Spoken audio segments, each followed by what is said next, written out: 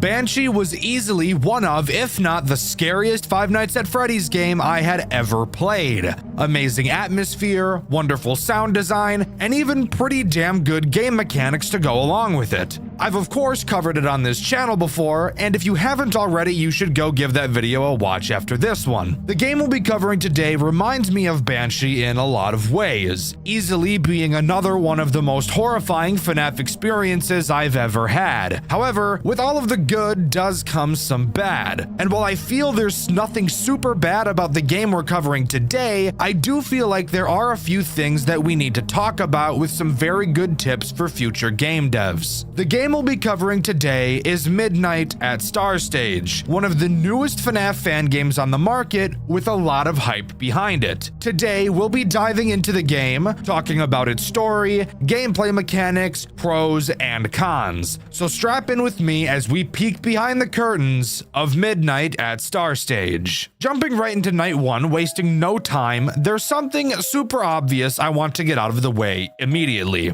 This game looks and feels exactly like the FNAF fan game Banshee, like I've already mentioned, and I can't lie, I love it. Absolutely, it's amazing. Banshee's atmosphere was one of the best out of any FNAF fan game I've ever played, and I feel like this game really lives up to that exact feeling. This game is horrifying. To our left and right, we have doors. However, both doors are completely different. The door on our left can only be used for as long as we're holding the switch. However, the door on the right is toggleable, which I actually don't think I've ever seen another FNAF game do. Sure, the original FNAF technically has toggleable doors, but they can't be toggled forever due to the fact that you have power. But there's no power in this game, so I just thought that this was interesting. Of course, we have our cameras, however, there is no camera map. Instead, we have to cycle through the cameras using W and S, which I thought was a little bit weird for controls, but that's not super important at all. This night introduces two threats, so let's talk about them and how terrifying they are. Let's start with the main character, Rocky, one of the most aggressive characters in the entire game. His goal is to get to your office, no shit, but his way of doing so is incredibly intense. Just like Foxy, he will sprint Mach 104 directly at your office, and the scariest part, he can attack either side. The way you'll be able to tell which side he's going to attack is based on which cameras he goes through. If he goes to camera 3, that likely means he will attack your left door. If he goes to camera 6, that likely means he will attack your right. Oh fuck! Now, when it gets to your door, all you have to do is close it. However, like I said, he is incredibly fast. And when he runs to your door, well, yes, he does make a noticeable sound cue. Just take a look at this clip and see how fast he really is. I don't know, dude, there's no fucking sound cue.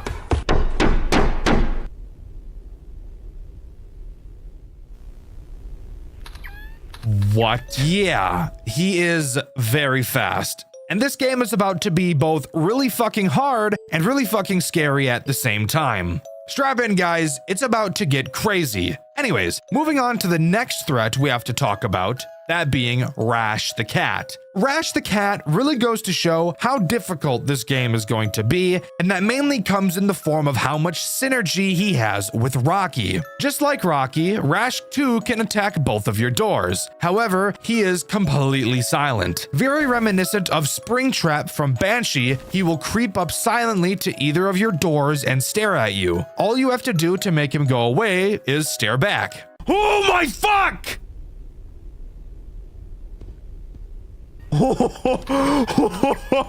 It's a costume! Why is it moving? We're about to be in for an absolutely wild ride, guys. These characters are terrifying, some of the scariest I've ever seen, right up there alongside Banshee. I think it's pretty clear this game drew a lot of inspiration from Banshee, and I think that's great. They nailed the atmosphere, they nailed the character designs, and they even nailed the pressure that Banshee brought, and we're only in night 1. The synergy Rash has with Rocky is mainly with your right door. Since it's toggleable, the thing you'd want to do is keep it closed, since the reaction time you need for Rocky is scary fast. However, since Rash's is so quiet and makes no sound cues, it leads to you needing to keep that door open so you can constantly check for him. It's a small detail, but definitely one worth talking about. This game doesn't have a task-based completion system like Banshee, instead having the usual time-based one, which I want to be clear I don't think is an issue. Sure, I love it when games try something new, but there's nothing wrong with sticking to the usual. I'm super excited to see what the rest of this game has to offer,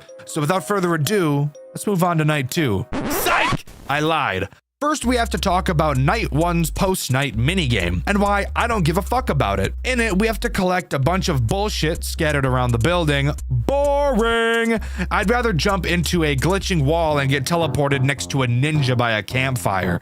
Thank you very much. After teleporting, we touch the fire and the minigame abruptly ends. Now we can move on to Night 2. Night 2 really goes to show how this game is eventually going to have to be played out, as it adds one of the most annoying threats in this entire game.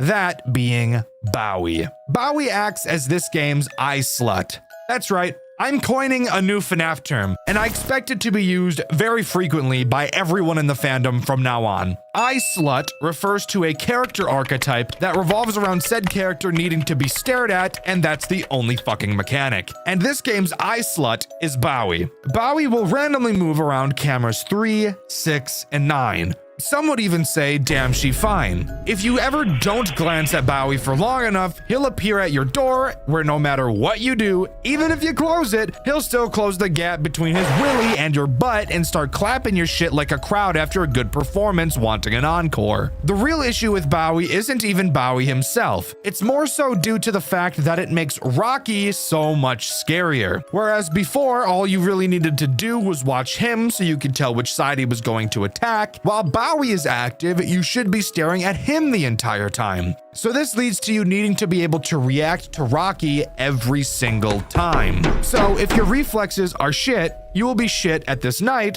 and the entire game as a whole. But overall, this night isn't too bad. Now we can move on to the post-night 2 minigame, which is much the same as the first. This time around, we actually play as a different night guard, which is interesting. And this time we're tasked with taking some animatronics to the stage. Boring! I'd rather jump into a glitching wall and get teleported next to a ninja by a campfire. Thank you very much. After teleporting, we touch the fire and the minigame abruptly ends. And now we can move on to night 3. Actually, I lied a bit. I just thought it'd be kind of funny to repeat the ending of the last section since you do the same thing. What I want to talk about is that for some reason during this minigame, the monkey we first see is in the 2D style like everything else. But if you do some exploring, you'll find the other characters, except they'll be in the normal 3D rendered states, which is honestly just super uncanny and creepy. It's cool, it's random, it's unimportant, but I wanted to mention it. Are you guys ready for night 3? I really don't think you are. Like, really ask yourself the question, am I ready to learn about the third night of this game? Dexter's asking me to think about it, so that clearly means I'm about to learn about the most soul-degrading thing of all time. Did you ask yourself the question? Great, let's move on to night 3. Night 3 introduces a certain type of mechanic, a very common mechanic in FNAF games. Almost every single FNAF game has at least one of these, actually. And fun fact, this very mechanic was what spawned the most recent Dexter White song, Nintendo No. Go listen to it. It's on all streaming services, by the way. Is that enough of a hint as to what type of mechanic is slid into my butthole on this night? Well, if it's not, let me help you a bit. This night introduces a fucking monkey. I don't even want to do it the due diligence of saying its stupid fucking name. It's a piece of shit. In fact, it's the same monkey we put on stage in the last minigame. Monkey Dick has his own stage, and thankfully, he's nothing like Bowie, who requires me to stare at him all night. However, he does something arguably worse. Occasionally, at random, throughout the night, he will slam his cymbals together. And now, I want you to take a solid guess as to what it is we have to do after hearing these cymbals. Really think about it. What could this so far amazing game do to just really shoot itself in the foot like a soldier trying to get an honorable discharge? I think I've given you enough time to think about it. After Monkey Fuck smashes his cymbals together, he will teleport to a random fucking camera. God damn it, fuck me right in my rear. This night also introduces the ability to flash your cameras. So all you have to do is find the rape ass monkey and flash him to make him go back to his stage. I quite literally have no idea what makes these games unable to come up with something unique. Don't get me wrong, I think this game is fucking amazing, and this find them on the camera mechanic is nowhere near as terribly integrated as some of the other FNAF games I've played, but please, guys, stop doing this. My poor little heart just can't take it anymore. But aside from that, that's all this night adds. Now we can move on to the post-night minigame. In it, we're driving a car right after a beer. We can choose to hit some deer on the road, but the game would really prefer we didn't. Fuck the actual point of the minigame. We all know that there will be a glitch somewhere. And sure enough, at a certain distance, you will see a glitch. Bam down and you'll be teleported to the fire with the ninja, touch the fire and the minigame comes to a close. I have no idea what this fire could be symbolizing. And yes, by the way, I know that this is most likely not a ninja, but I'm noticing while writing this that in my playthrough, which you can see over on my second channel, Dexter Black, I actually never found the glitch in the first minigame. So now I'm dreading having to replay the whole game later. But that's future me's problem. And I don't give two fucks about future me. For now, let's move on to night 4. Damn. We're already on to night 4, huh? Shit, we're just busting through this game all willy-nilly style. Well, there's a new threat introduced on this night, and it's honestly, like, not even a problem at all. Something I'm noticing about this game is that while, yes, it's very scary, and that's awesome, the game is also, like, piss easy, which, don't get me wrong, I don't want it to be the hardest thing on earth, but it's like, you know, a little bit too easy. Anyways, moving on to the threat this night introduces Floppy. Yes, I'm serious. Get it out of your system. I know it's a completely ridiculous name, but that's his name and we love him just the way he is. And the way he is basically just a fucking statue. Floppy sits directly outside of your right door, and his mechanic is cool at a glance. Floppy is a weeping angel and will only move when your door is closed and you can't see him. So he directly synergizes with both Rocky and Rash. However, if you've seen my playthrough over on my second channel, Dexter Black, then you'd know that the need to have this door closed at all times isn't really present, as you need the door open at all times to see if Rash is there. So keeping it closed at all times is actually just a pretty bad idea. And it's not even like Floppy moves at an insanely fast rate, because he really doesn't. So for most of the game, it'll be like he's just a fucking decoration. It looks scary and that's cool, but generally speaking, he doesn't really add anything to the gameplay loop, which I do think is very disappointing. I've thought for a bit on how you can make him more interesting without changing his mechanic at all, and I think I have 2 decent ideas. The first being the one I would personally go with. Really make him a weeping angel and force you to look at him, not just have the door open. This would make him much more threatening, albeit the most annoying thing on earth. The only other way you could make Floppy more threatening is somehow designing a way to make closing his door more needed. Because quite literally, the only time you ever need to close the door is the 2 seconds it takes to make Rocky go away. And that's even if he attacks that side in the first place, which of course isn't always guaranteed. But realistically, the best way to solve this problem is to not even have the problem in the first place and just make Floppy do something else. There's plenty of mechanic ideas that devs could take from the other brilliant fan games that exist. Here's a quick tip for FNAF devs. If a character you add doesn't feel like a new threat you have to actively think about, either don't add that character or find a new mechanic for them. Anyways, after completing the night, we of course get a post-night minigame. In it, we play as a sad fat kid. I actually can't confirm if this kid is sad, but I know that if I was fat, I would probably be sad. So I'm just assuming this kid is the same way. In this minigame, all we have to do is walk from one side of town to the other while avoiding cars on the road that are, for some reason, not stopping for the literal roadblock of a child directly in front of them. At 2 points during this minigame, you can see what appear to be a pair of eyes watching us. But I have no idea what this is actually supposed to mean, and I also don't know what the story of this game could be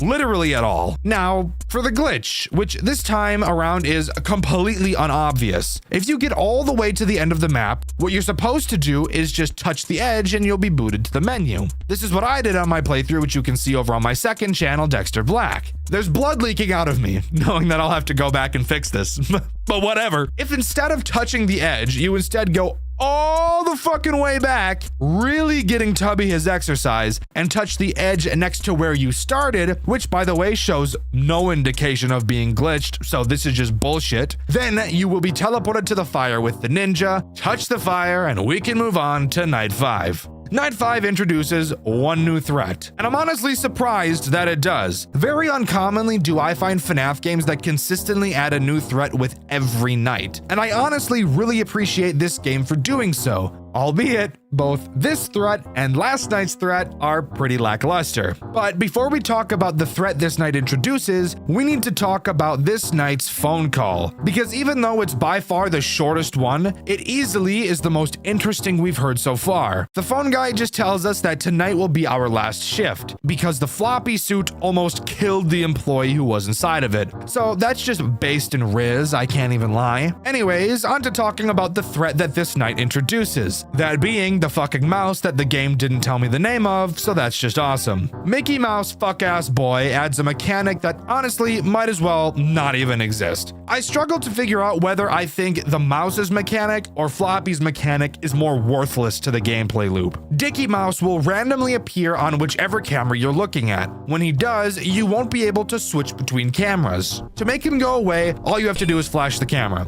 So just press space and he goes away. That's literally it. He can only appear on the camera you're looking at, so it's not like you're ever going to miss him either. And he's also very forgiving with the amount of time you have to flash him. So really, if you die to this guy, you're just retarded or dead at your keyboard. I really wish I had more to talk about with these mechanics. Sure, I could sit here and complain and bitch and whine and say the mechanics make me want to do something to my penis that will damage it beyond recognition. But I mean, really, just look at the gameplay between night 3 and 5. Tell me if you see much of a difference. Spoiler alert, you won't. In fact, let's actually play a game real quick. Right here, I'm showing you 2 clips from my playthrough, which you can see over on my second channel, Dexter Black. One of them is footage from night 3, and the other is footage of night 5. I want you to take a guess at which video is which. I'll give you a bit. Did you make your guess?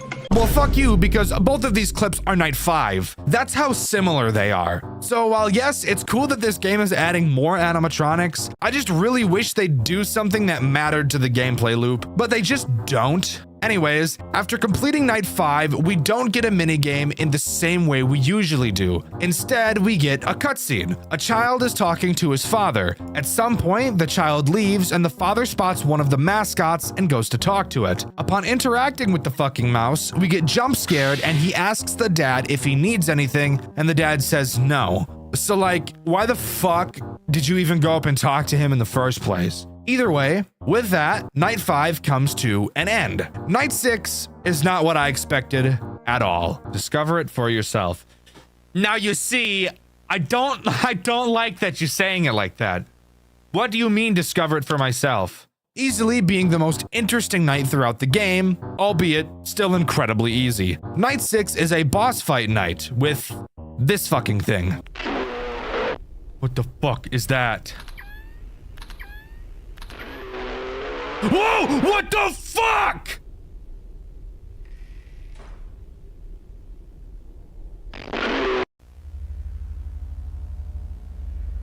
The fuck was that? Tell me that wasn't the coolest and most terrifying thing you've ever seen in your life. So yeah, this is the final boss of the game. Do I have a reason as to why it looks like this or what lore significance it has? Literally fucking no. Not at all. But who cares, because he looks fucking sick. The way he works is incredibly easy. He can attack both doors. He works pretty much entirely off sound cues. He will be moaning throughout the entire night, which I will add is very gross, but I guess that's just what he's into, so I'm not gonna kink shame the poor guy. Whenever he moans, that tells you that he's moved. If you ever see him at your left door, all you have to do is hold the door closed. He will begin banging on it, so just make sure you hold it closed until he stops. If it wasn't obvious, all of the other characters aren't activated on this night, so you don't really have to worry. Now, when he attacks your right door, you'll have to do something just a little bit different. You still have to close the door, but for some reason, he really doesn't like it when your computer is on while he's on the right side. Very weird, but we'll listen. So when you see him on the right side, all we have to do is close the door and then turn our computer off and he'll go away. Now, we have to talk about how you actually beat this night, since it's not just as easy as holding off until 6 a.m. like the rest of the nights have been. This is a boss fight night, and this time you're actually fighting a boss. When he moans, it's much more likely for him to just switch cameras than it is for him to appear at your door. He is a find them on the camera character. However, he's the only character in the night, so it's not a big deal. You will have to constantly track him on the cameras and spam your camera flash on him to deal damage. Flashing makes your system crash, so get ready to deal with rebooting your cameras constantly. Deal enough damage on the cameras and this final night will come to a close. However, depending on if you were able to collect all of the fires next to the ninjas in the minigame will determine which ending you get after completing this night. After winning, the creature will force his way into your office like Graveyard Shift at Freddy's and kill you, wherein you get the bad ending. But who cares about the bad ending? The interesting ending comes in the form of collecting all of the fires from the minigames. Now, I'm not kidding about this. I promise. After you beat the night, the creature still kills you. However, the fire slowly rises from the bottom of the screen, and you're spit into a fucking Undertale boss fight with the creature. What the fuck am I playing right now? I'm dead serious. This is not edited. This actually happens in the game. You have to dodge a plethora of attacks, and every once in a while, you'll get the chance to attack. Attack 4 times and it'll fucking die, rewarding us with the good ending, which, by the way, is no different from the bad ending. There's no extra story revealed or a cutscene. It's just a boss fight and then an end screen. There's only one other thing I wanted to talk about, and that's a weird minigame you can find hidden in the extras menu. In it, you play as this weird white statue thing. The only thing you can do is find a newspaper clipping on the floor talking about some missing children. That's literally it. I have no idea why this is here. I have no idea what missing children had to do with this game. I failed to pick up on pretty much any lore this game has thrown out, if there was any at all. But for all of you little theorists, have fun with that information. But with that, that's all Midnight at Star Stage has to offer. Overall, I think this game was terrifying. However, I feel like this game was heavily inspired by Banshee. And it was. It almost feels like the dev wanted to make Banshee, but didn't actually fully think about the mechanics of how the game would work. Don't get me wrong, this game looks amazing and it plays well, but the synergies with characters really just aren't there. And I have no idea what the fuck the Undertale boss fight was about, but it was pretty cool. What Five Nights at Freddy's game do you think is the scariest? Maybe you think Five Nights at Freddy's 3 or FNAF 4 because of their atmosphere, but what if we branch out into fan games? Maybe you think Juniors because of its disgusting and terrifying art style. Maybe you think A Shadow Over Freddy's because of its free roam mechanics. I have recently played a FNAF fan game that I personally feel is the scariest one ever designed, but probably not for the reason you think. Today, we'll be covering Five Nights to Remember, a FNAF fan game where the animatronics stalk you like no other FNAF game does before. Let's waste no time and jump right in. Night 1 starts off strong and gets down to the basics as usual. And the moment I opened up the cameras and saw Fredbear and Spring Bonnie on stage, I already knew that this game was getting a Dexter White video. Put in lately, and management really wants me to help you with your These look real. These look actually real. What the fuck? The designs of the characters in this game aren't necessarily anything to write home about. We've seen Fredbear and Spring Bonnie designs 1,000 times before.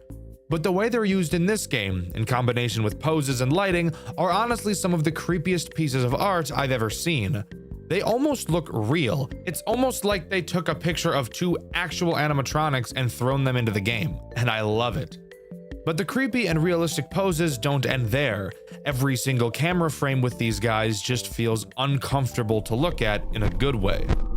Oh, I don't know how much I like that. No, I don't like that at all, actually. That's fucking creepy. I'm not gonna lie, usually FNAF games don't creep me out, but that is fucking creepy as shit. You'll notice as you play that the characters in this game move pretty quickly, which is something I actually enjoy. Most of the time in FNAF games, the first 2 nights are very uneventful, and in some instances, the characters never even make it to your office by the time the night ends.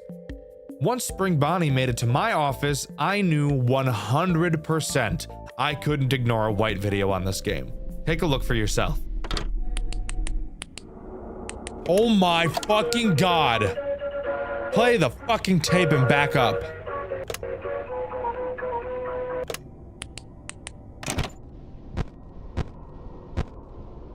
He didn't get sent back to the fucking... Go the fuck away! Fucking yuck. He was busting it down. Did you see that? He was shaking his cock and shit. I saw him. I saw you do that, bro. You whipped it out. It was dangling all over my fucking desk and shit. It slapped a straw in my drink, bro. The sheer feeling of fear I felt in this moment is something I've never felt before playing a FNAF game. Fredbear and Spring Bonnie stalk you throughout this game, taking peeks into your office to check if you're distracted. If you look closely, you'll actually be able to see them before they peek in, hiding in the safety of the darkness. Flashing your light at them makes them hide around a corner, but they don't give up there. They'll wait for a moment, and eventually peer back in to check on you. And they will never leave until they can get the jump on you. The moment you aren't locked in on what they're doing, the moment you check the cameras for too long, the moment you turn away, they jump into your office and attack. Now I have to take a break from being dramatic to talk about how this game actually plays and why the rabbit on your screen right now is currently shaking its dick in your face. Thankfully, this game doesn't use a power system, something I'm noticing a lot more recent FNAF games have been turning away from, which I actually really like because power systems make me want to stick my penis in a badger hole. However, there still is an important resource in the game that is limited: your tape player. When an animatronic is geeking out in your office, you'll have to quickly lift up your tape player and play the restaurant music. This will trick the animatronic into going back on stage to perform. The tape player only has a track that's so long, so you can't just let it play out throughout the whole night. You'll also notice that the rewind button on the tape player has been completely removed. What a nice touch, guys. Thanks. Fredbear works much in the same way as Spring Bonnie, except instead of attacking from your hall, he attacks from the curtains in front of you. You'll be able to see him quietly open them to look in at you. Once again, some of the creepiest shit I've ever seen come out of a FNAF game. Get the fuck out! Bro, you can see him real time stepping in. That's so fucked. Stop, bro! Fuck, dude, I see him standing there. As of night 1, there's only one other threat to deal with: HIM, also known as Cake Bear. I'm not sure what the HIM stands for, by the way, and the wiki doesn't tell me. Cake Bear acts as this game's marionette, having a music box for you to keep track of on camera too. I usually hate music boxes, but this one honestly isn't too bad, and I actually never once died to Cake Bear throughout my entire playthrough, which you could watch on my second channel, Dexter Black. Rather than having to wind the music box like in FNAF 2, instead all you have to do is click it once, and it'll start winding by itself. It's a small change, but a change we all needed to have in our lives. The music box goes down pretty slowly, so you really shouldn't have any problems with it as long as you check the cameras every now and again. Night 2 is actually when Fredbear becomes active, but since I already explained him, I'm going to take this time to talk about one of my favorite things in this game: skipping phone calls. That may sound stupid to you, but if you play FNAF games, this is something that will make you cream in your pants when you hear it. Unlike most FNAF games, where you play out the night while the phone call is happening, in Five Nights to Remember, the animatronics and music box actually don't become active until the phone call is complete, giving you the freedom to just relax and listen to the phone call without getting anally bombarded by freaky-out robots. Which also means if you die on a night and restart and skip the phone call, rather than having to wait in silence for the animatronics to become active, when skipping the phone call, they actually will just immediately start. Again, this is something so small, but holy shit, it makes me happy. The Radiance team are some of the most clever people on the face of the earth. I would make out with every one of you. Hit my line. Something else I should mention: after completing each night, you'll get to play a basic catching minigame, where you need to catch good objects and avoid purple objects.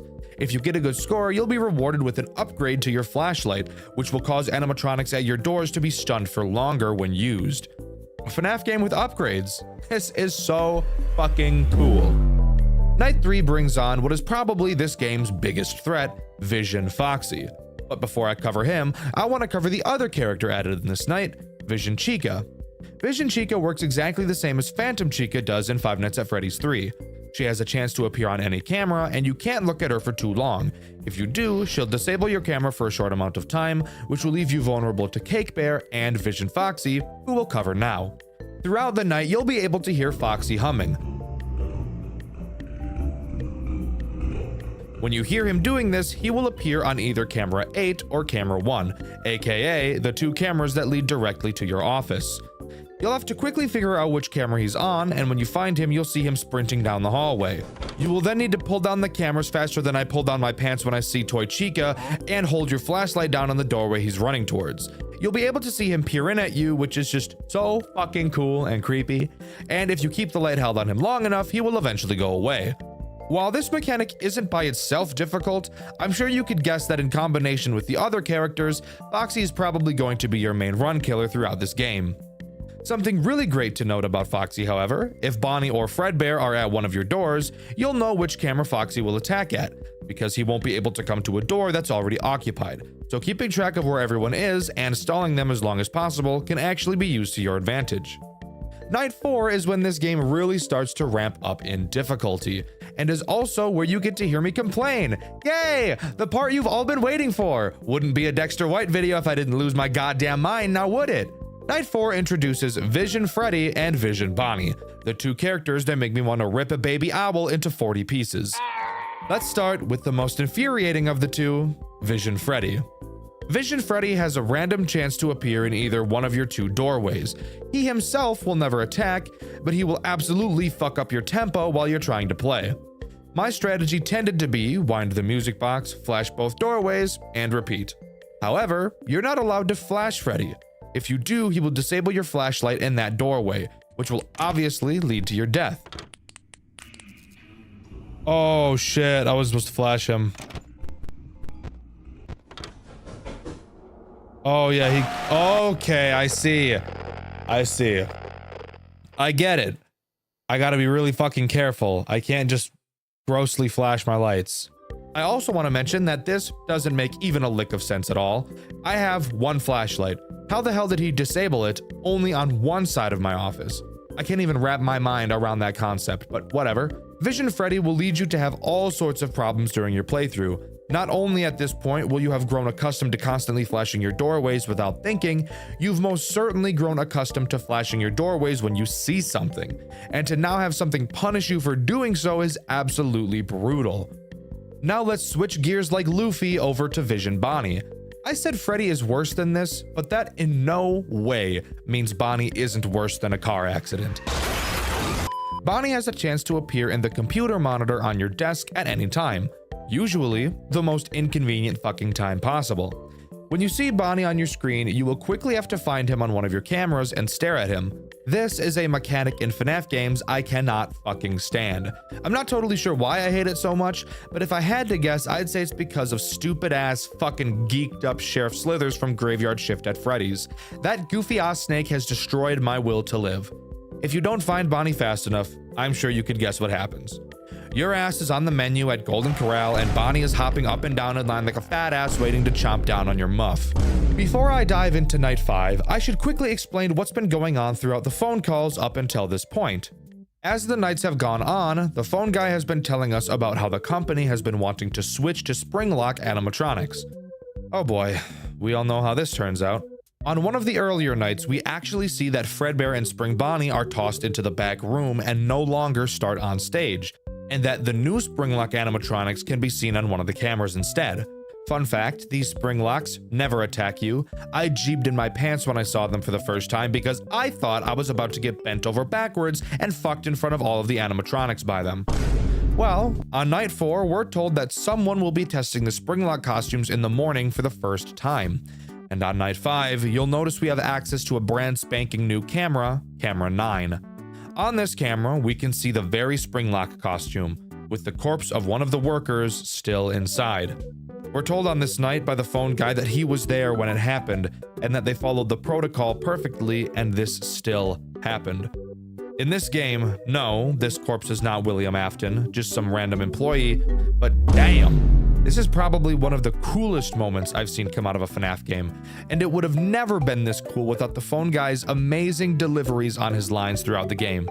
You can listen to each of them during my full playthrough on my second channel, Dexter Black. But how does Night 5 play? Well, it's an everything night, something I've noticed becoming more common in newer FNAF games. I've noticed that a lot of FNAF games nowadays have a Night 5 that introduces a boss character to really show off the climax of their game with one final fight. I think this is pretty cool, but I'm also a little nervous that this concept will become stale quickly, but I guess only time will tell. The victim is a new animatronic active in this night, freely attacking your office whenever he feels like it. Unlike Fredbear and Spring Bonnie, you will not be able to stall him at your door because he doesn't give a fuck about that door. He thinks that door's a bitch. I know, he told me. Deal with him in the same way you deal with Fredbear and Spring Bonnie, by using the tape player. I said this night was an everything night, and when I use the term everything night, I mean one character taking on the role of every character you've seen so far.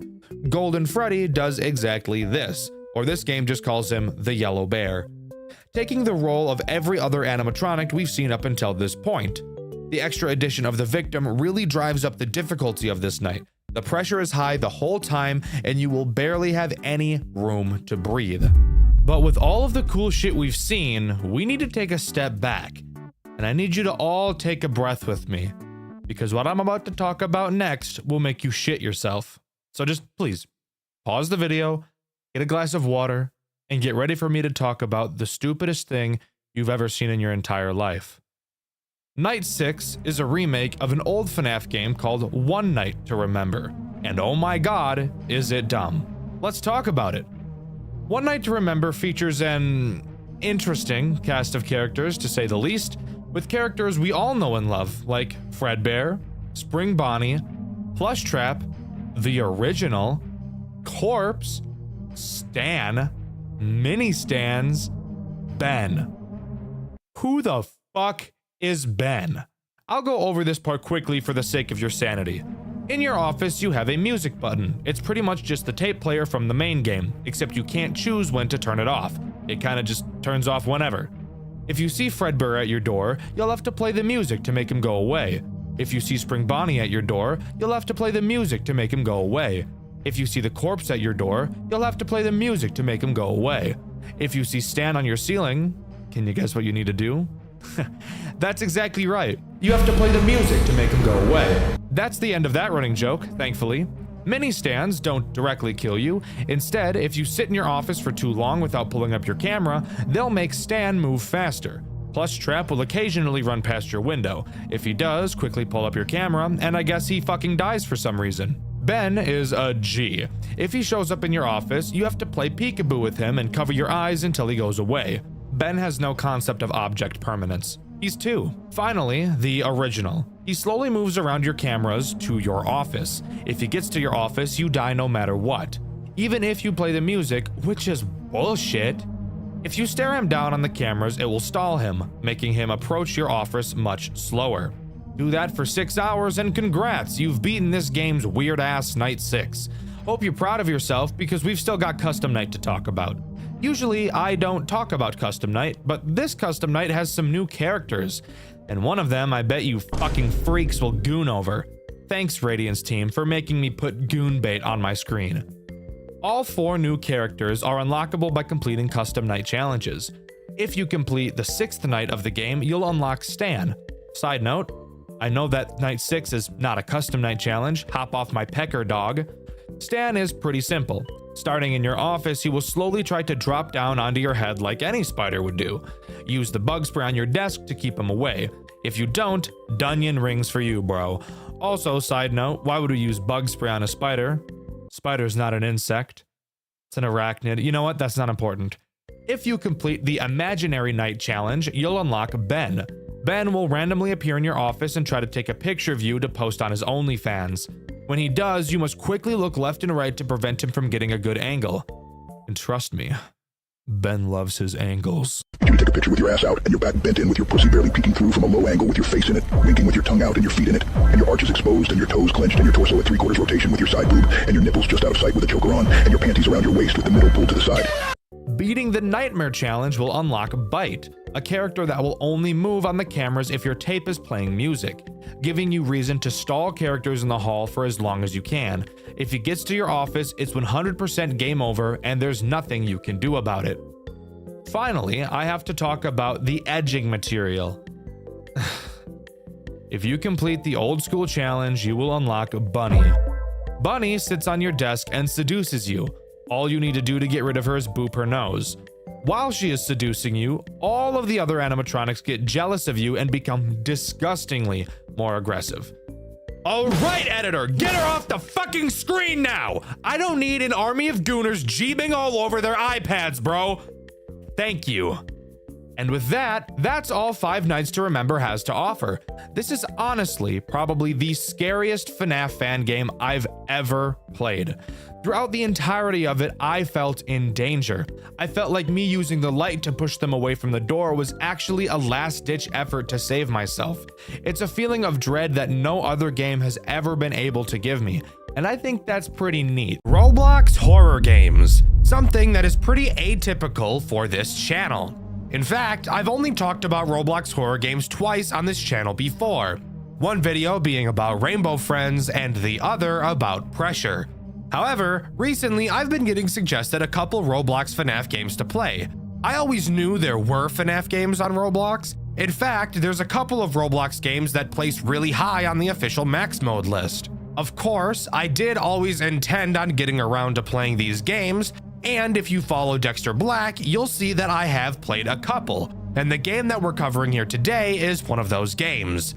A reimagining of one of the most hated official Five Nights at Freddy's games of all time, fixing all of its problems and introducing several new mechanics that make the game feel fresh, while also looking so graphically impressive, you'd be surprised to hear it was even made in Roblox at all. So join me today as we dive into the world of Five Nights at Freddy's 2 Reimagined. In terms of the game's overall story, not a whole lot has changed. At least, that is up until the end. We'll obviously talk about that later, so if you were hoping for a massive lore dump, hate to break it to you, it's pretty much just the official lore with a few changes. However, it's still told very well. Night 1 starts the way most do. You get a phone call from the phone guy, Ryan. Ryan gives us the basic rundown of what's going on, what we're doing, and how to do it. So I suppose that means it's also my turn to do the same for you. Except I'll throw in a couple dick jokes along the way, and then after the video is over, you could read the comments to find the few comedy police who say something along the lines of, "Gah, I was really liking this video, but the amount of inappropriate jokes really just took me out of it."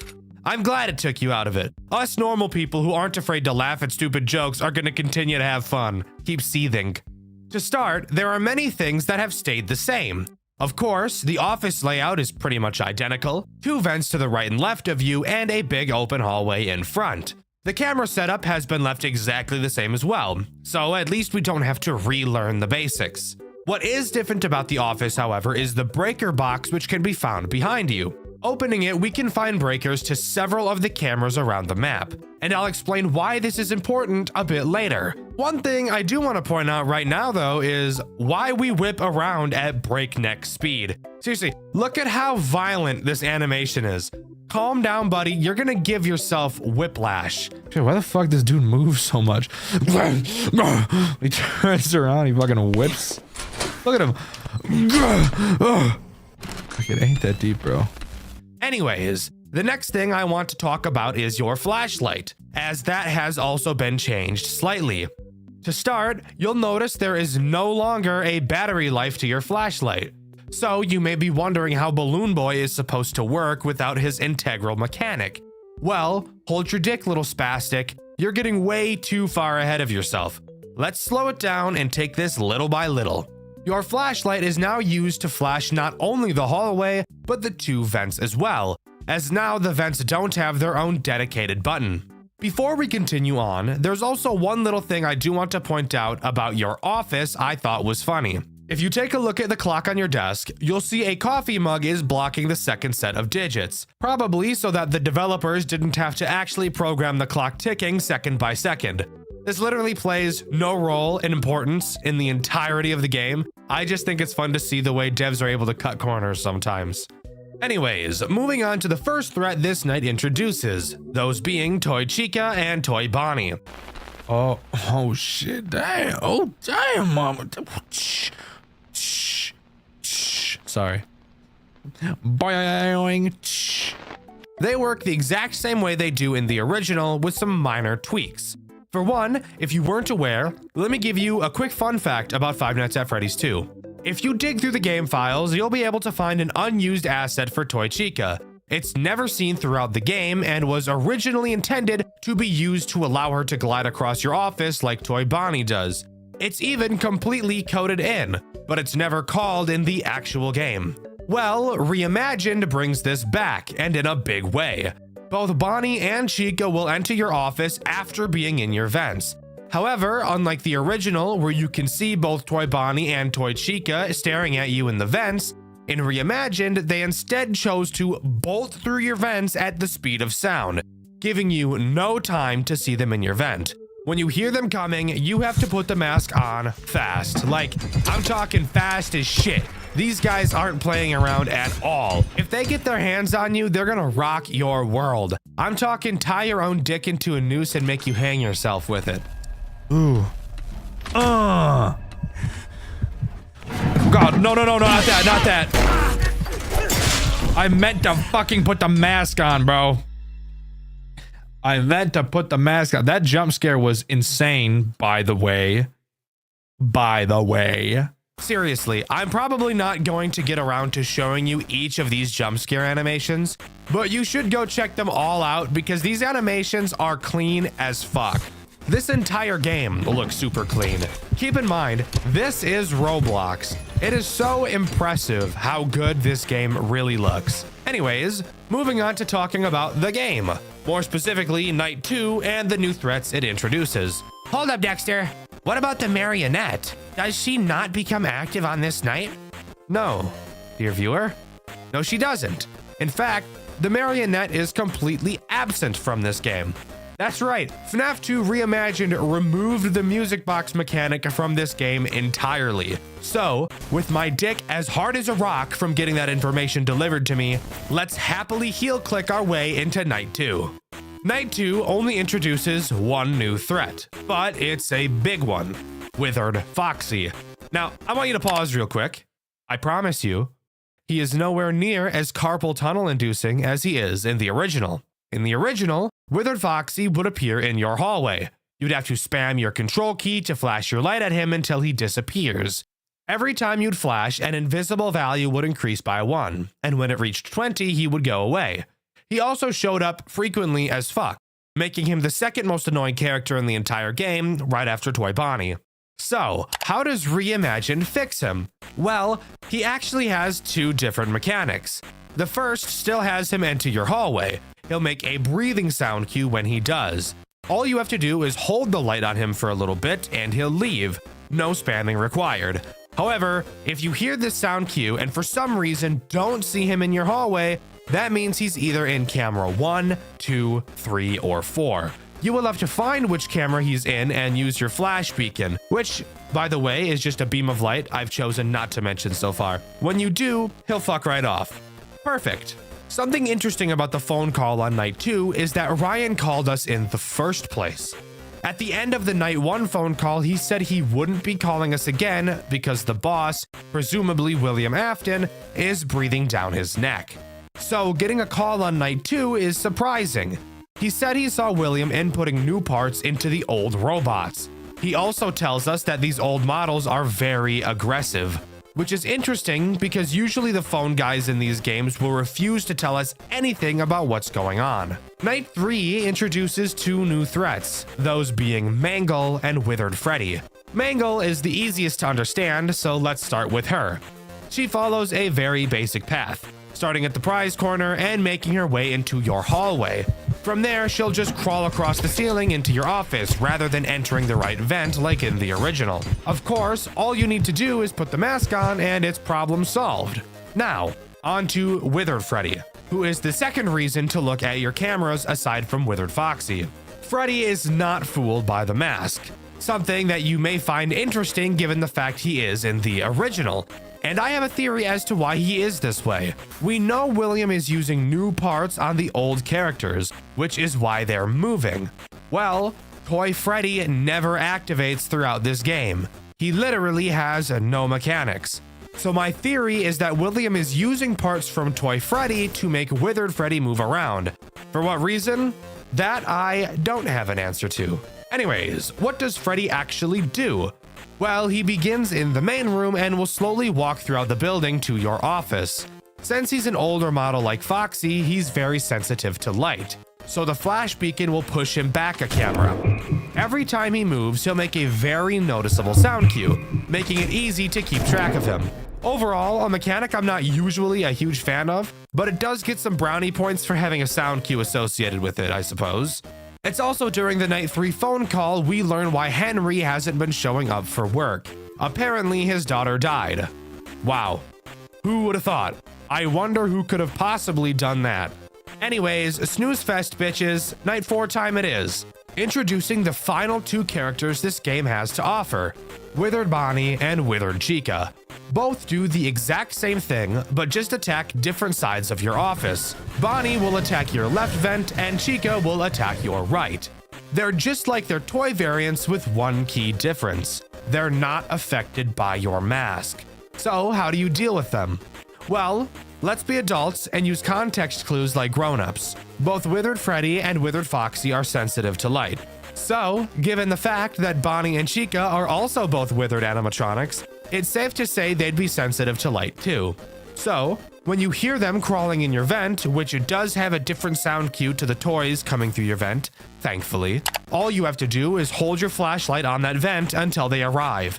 Instead of just leaving, they will actually throw you into a Five Nights at Candy's 3 style minigame, where they will jump around your office and you'll have to keep your light held on them until they eventually run away like little piss babies.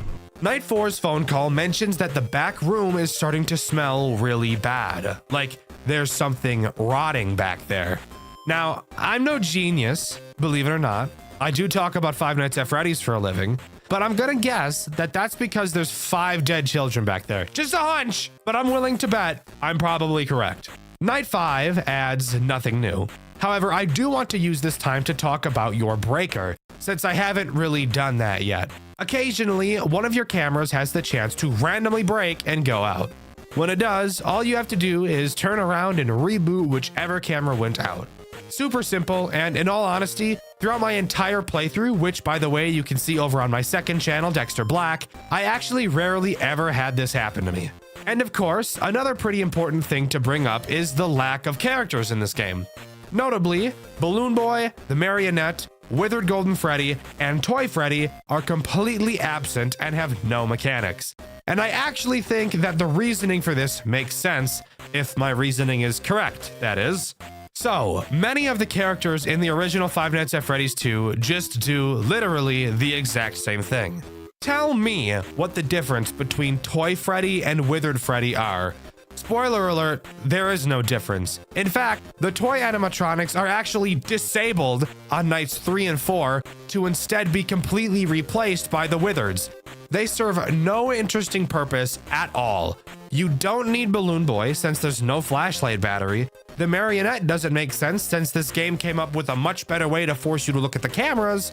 And Withered Golden Freddy isn't present for a lore reason, which we'll be talking about in a bit. And by a bit, I mean right now.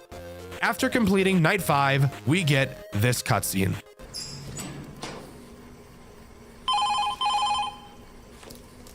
Michael, William just pulled into the parking lot. You need to get out of there now. Don't even bother with the parts and service room anymore. Just get the hell out. He knows you're in the middle of your shift. There's no other reason he would be there than to... Just get out. I'm waiting outside in my car right now. Let's head into the village. I called the police, but they won't be here for a while. This place is in the middle of nowhere. Wait. He's messing with something on the side of the building. Hold on.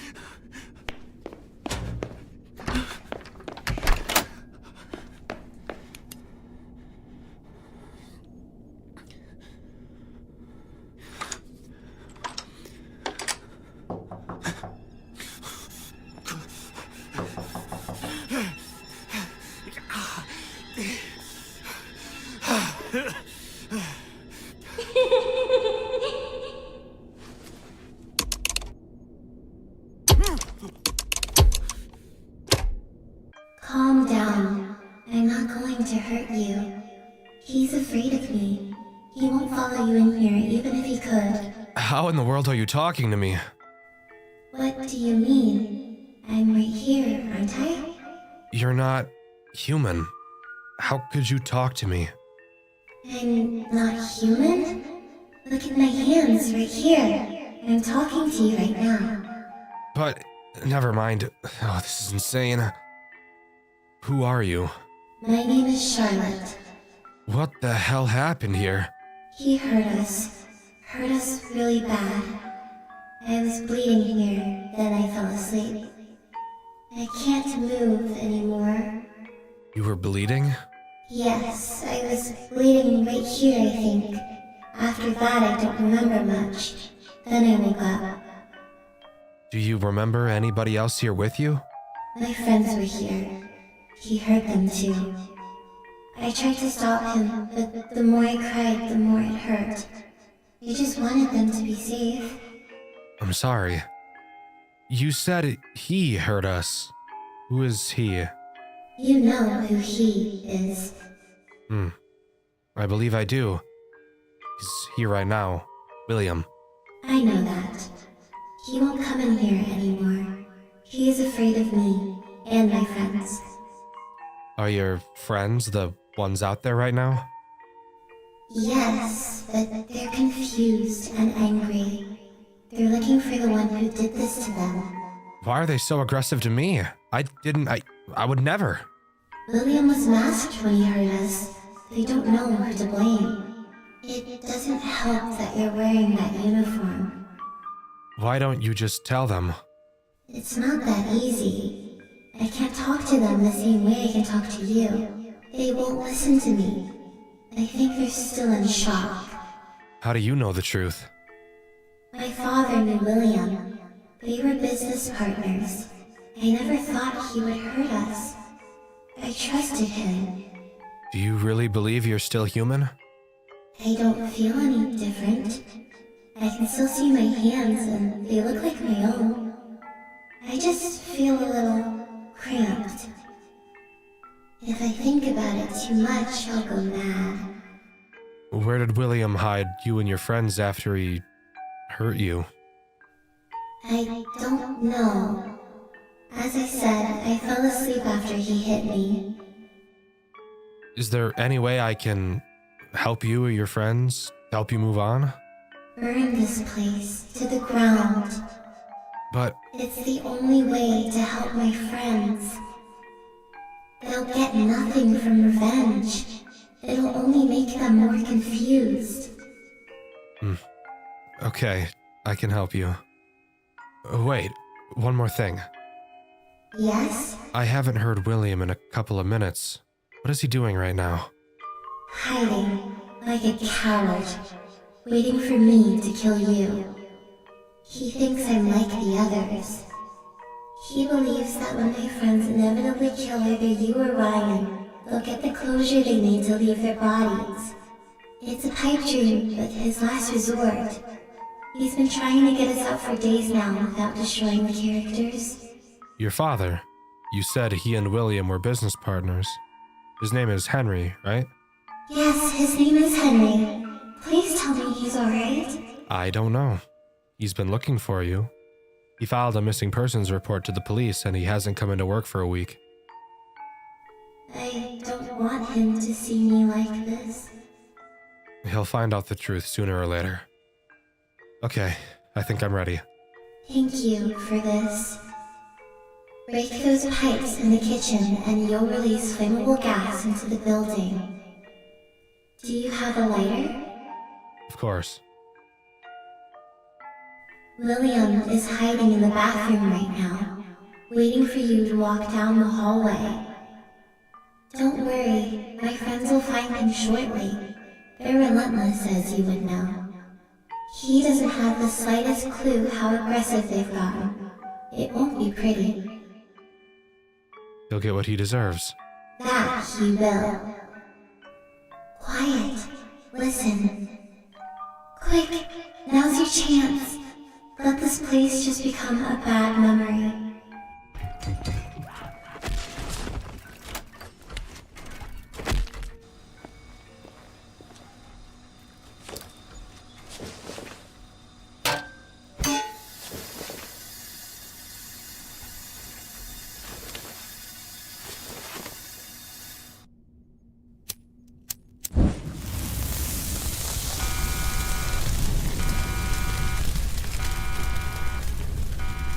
So, we set William ablaze in typical FNAF fashion, and FNAF 2 Reimagined comes to a close. Kind of. When this game first came out, that is where the main story ended. However, months after, a DLC was released that introduced a sixth night. And that night is something so unique, I've only seen something like it once before. Michael, you have a calling. Your efforts to save them, how selfless, have failed. They're still here with me. Charlotte, Oliver, Lucas, Ethan, and Zoe. I still remember their screams like it was yesterday. And they'll die again. And again. And again. Unless you come back to me and finish what you started. You're going to wish you never defied me. Night 6 has us re-enter the restaurant after it burned down. We have one final task to complete, saving all of the children. This night reminds me heavily of the entire gameplay loop of A Shadow over Freddy's, mainly in the way you move around, and the only threat present. As you could have probably been able to tell from the cutscene, William, of course, didn't die from that fire. William will randomly wander around the building. When you run into him, you will have to do something. I literally have no fucking idea what it is you have to do, though. I was never able to actually fully understand it. I got some comments from viewers over on Dexter Black, because apparently I was just completely fucking wrong. I know it has something to do with your flash burst, which you only have 3 of. Something along the lines of, when you see William, flash him, kind of, except it doesn't ever work. And even if you follow him into the next room he went into to try and flash him then, he'll just kill you instantly. I literally have no idea. Maybe I'm just retarded. Anyways, how do you actually save the kids? Well, behind the stage, you'll find a crank. You will use this crank to muff up all of the withered animatronics around the building, who are now barely able to move. Each room that one of these characters are in are what's known as a safe room, meaning that William will not be able to catch you there. And if you have William's attention from him spotting you, you will lose said attention if you enter one of these safe rooms. Using these safe rooms is what I used while playing this game since I was too stupid to understand what I was actually supposed to do. Freddy's corpse is located in the kitchen, Bonnie is in the bathroom, Foxy is in some fucking room. I actually have no idea what the name of this room he's in is called, and Chica is in one of the party rooms. The big opening to the hallway is blocked off, so you'll have to do a pretty big loop around the building in order to get them all. When you go to use the crank on each of the animatronics, a long animation plays, and it's during these animations you can really see how scared these characters appear to be, really hitting home the fact that even though these characters are scary, they are still possessed by children, and you can really see the fear from them during these cutscenes, especially in Foxy's cutscene, which I feel shows how scared they are the most.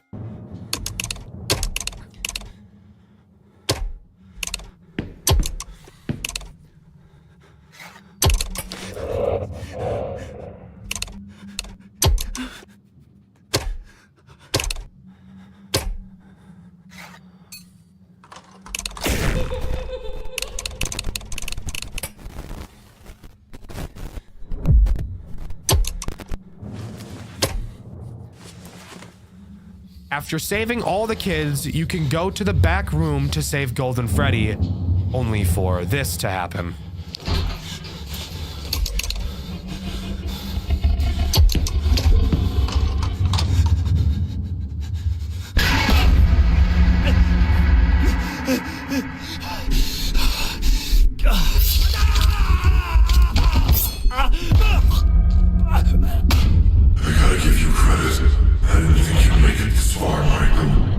Rotten hell. I won't be going to hell. I'm going to watch the light leave your eyes, just as I did with them. But why? What did they ever do to you? They're children. She's awake.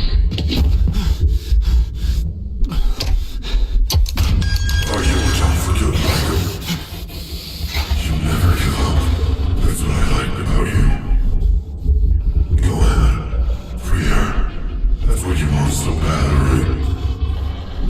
I'm dead. That's what I want. Oh, Michael. You never were a good listener.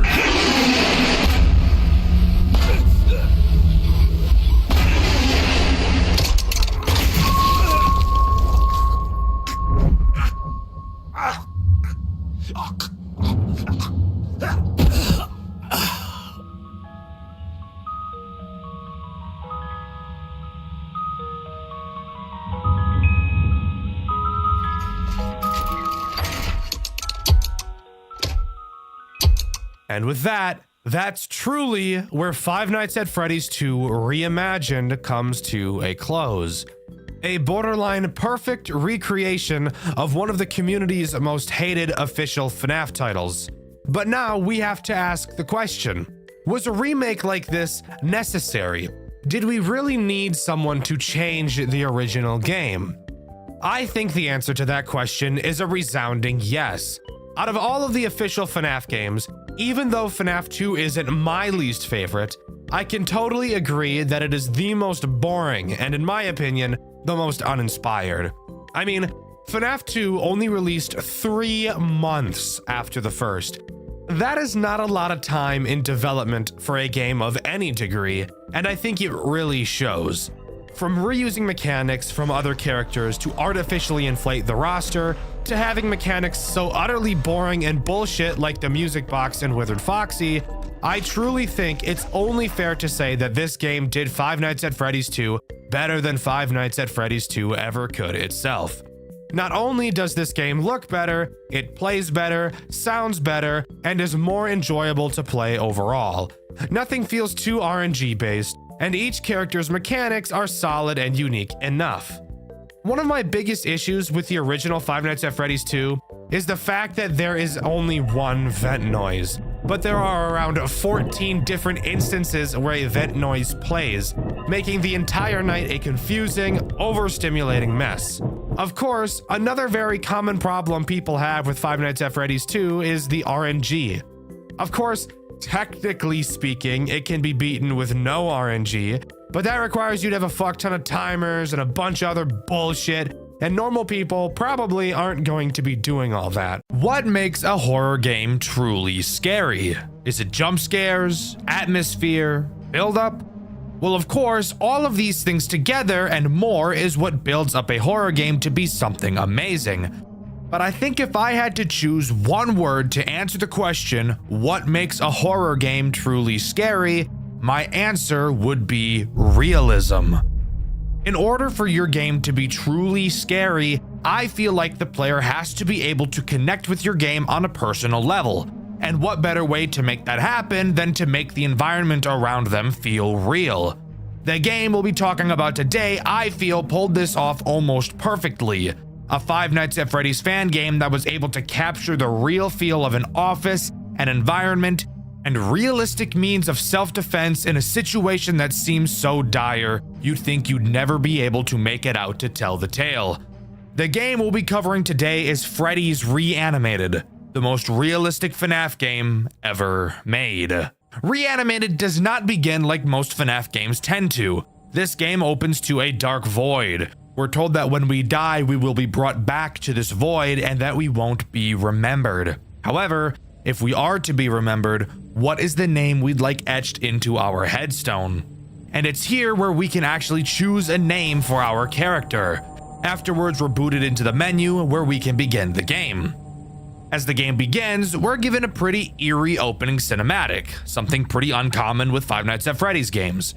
It serves to show how we found the job online on a listing site to work as a security guard for 5 days in an abandoned pizzeria.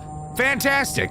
I know myself personally would never accept a job that I know for a fact won't even last a week, but hey, different strokes for different folks, I suppose. With that, we're thrown into the first night where I can talk about hands down one of my favorite parts about this game. Loading into the office, we're hit with something crazy. This game looks real. The office looks like an actual office, with objects placed around that actually look like they should be there, not just a random assortment of items like we typically see in FNAF games. And the sound design is amazing. This game looks real, it sounds real, and I think that's one of the big reasons why people love this game so much. It tries to feel real. Watch for when he's closest. He can be tricked easily. What the fuck does that mean, bro? Holy shit. Oh my god. What the fuck? This looks sick. Of course, like most FNAF games tend to do, we have a phone call on each night to listen to. Instead of the usual where the phone guy at least sounds somewhat like they know what they're doing, the phone guy in Reanimated sounds baked out of his fucking mind. Speaking of which, the only reason we have a security guard job right now is because the place is being demolished soon. So we don't want any funny business going on at night. He tells us the basics of our camera. Who cares? That's my job. What he does say that's actually of note is that the building we're in has been abandoned for over a decade. And the only reason we're watching over it now is because the building is about to be demolished. And for some reason, they're concerned about funny business going on because of that. I have no idea what funny business is supposed to mean. My first guess was people breaking in to steal something, but then I thought, well, that doesn't make sense. People could have been stealing from this place for the last 10 plus years. Why would they all of a sudden decide they needed to do this now? Maybe it means graffiti, but the place is being demolished, so who cares? This is such a weird thing to latch onto, but I just feel like it's strange to mention this now. And it does actually bring up a good question. Why would you hire someone to guard a building that won't exist in 5 days? But you never hired a guard for the past 10 years that it was abandoned. It almost makes you wonder if they were expecting something to happen. And maybe that's why they're demolishing it. Before I get into any of the characters, let's talk about the controls of this game and the 3 tools at our disposal. You can only look in 2 directions in this game, at your computer and at your door and window. Something super interesting about this door is that it is actually just a door, which is pretty scary in a game like this where your doors are mainly known as your only means of defense. You can pull the blinds of your window down if you want to, and when I first found that out, I was reasonably concerned as to why. I see this right here, and I know this game's about to be fucked. I know this game is about to be so fucked, dude. It's just a normal fucking door. Bro, these motherfuckers gonna open the shit out of that thing. And we'll get into why in just a minute.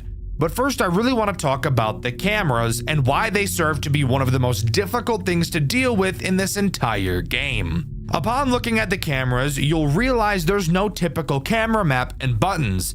Instead, there's just arrows at the bottom of the cameras that you can click to move from one camera to the next, fairly slowly. This is brilliant in 2 ways. With the realism approach that this game is taking, looking at the surroundings, we can tell that this game takes place a pretty long time ago in 2013. We can tell this because of the confirm window at the beginning of the game being Windows 7 and the fact that the game tells us.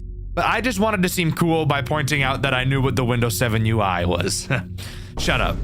And yes, 2013 was a long time ago. I know for some of you it may not feel like it, but it was 12 years ago.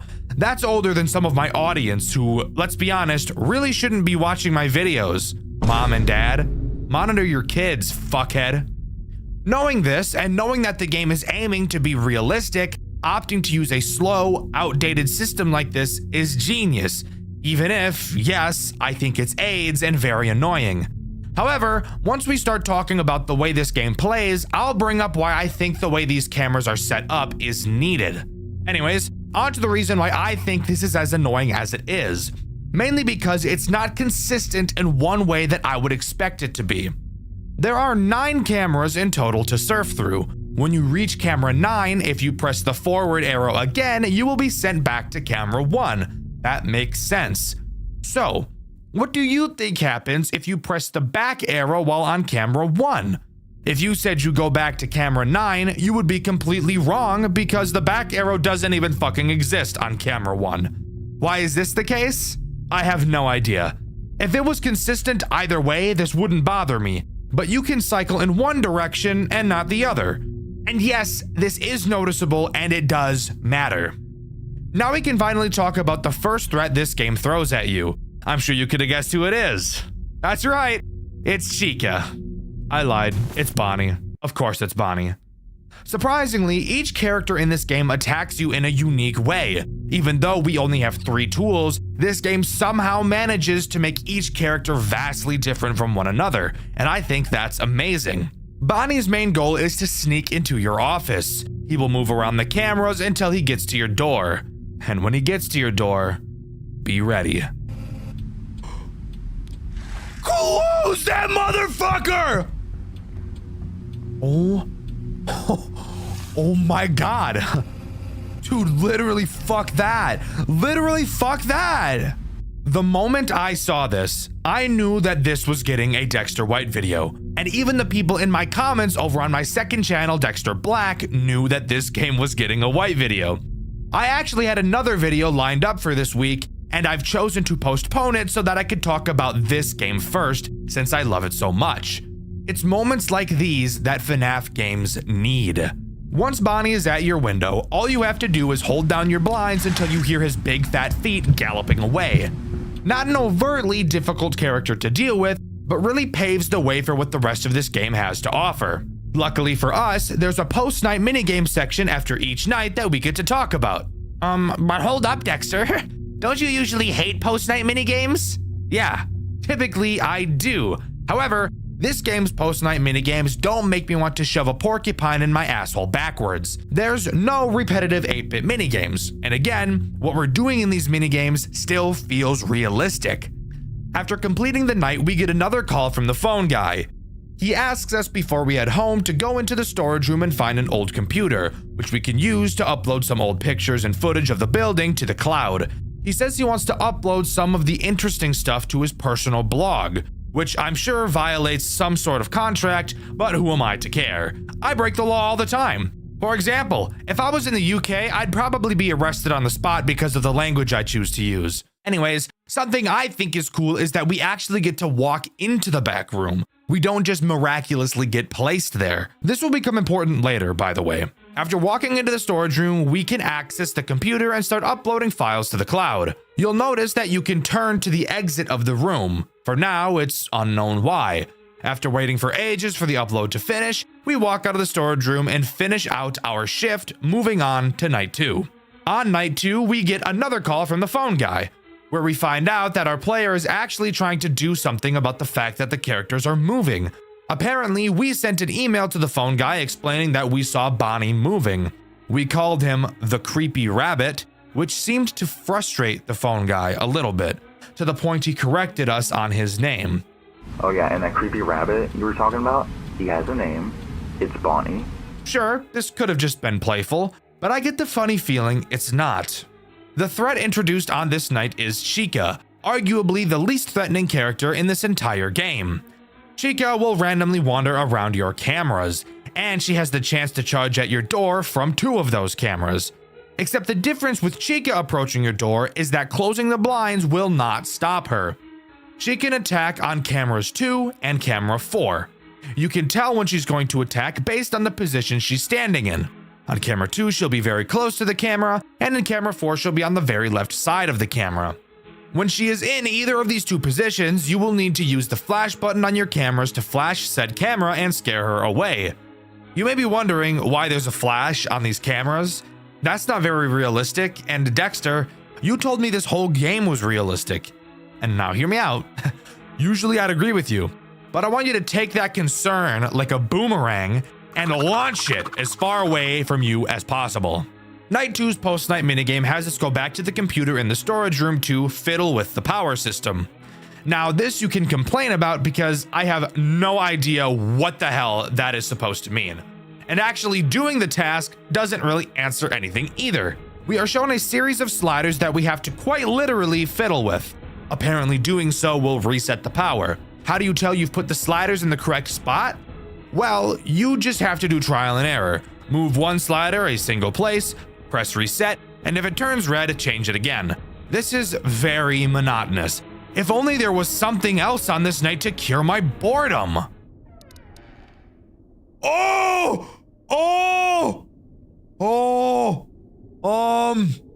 I don't want to look back. What did I tell you?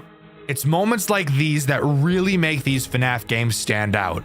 To any future FNAF devs, do cool shit. Your game does not have to be stupidly hard to be memorable. It just has to do cool things. And this is some of the coolest shit I've ever seen. While looking at the computer, Bonnie will slowly try to creep closer and closer to you.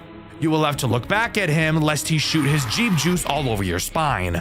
You can actually watch him walk backwards while you look at him, almost like he knows you've noticed he's moved, and is attempting to readjust himself, so you go back to looking away. What the fuck?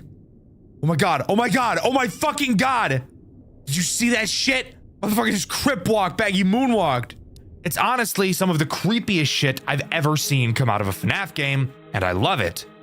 After completing this minigame and turning towards the door, you'll realize that Bonnie has gone away.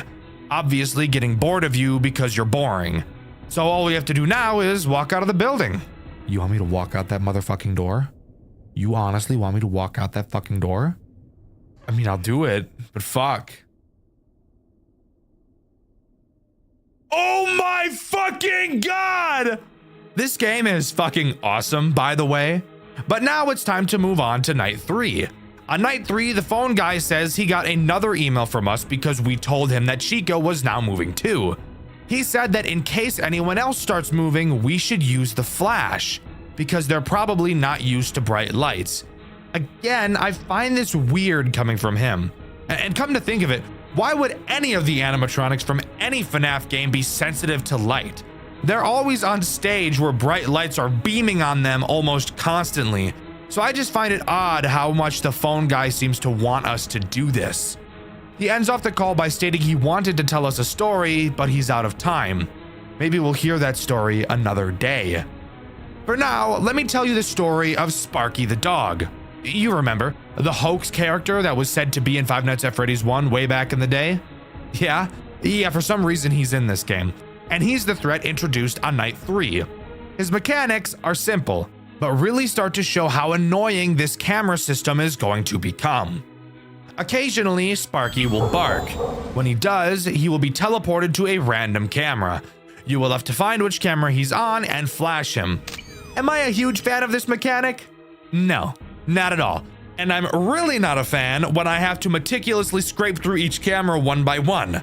Overall, so far, it's not going to be all too bad.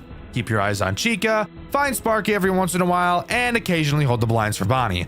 Simple sugar, not so bad. But trust me, it'll get bad pretty damn fast. After completing the shift, we get another call from the phone guy. He tells us the cameras have been acting strange, and that we should use the computer in the storage room to reset them.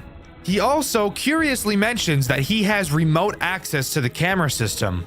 So that brings up the question, why the fuck are we even here? If someone else is able to watch the cameras in the safety of their own home, where there aren't a bunch of murder robots trying to butt fuck them, who cares?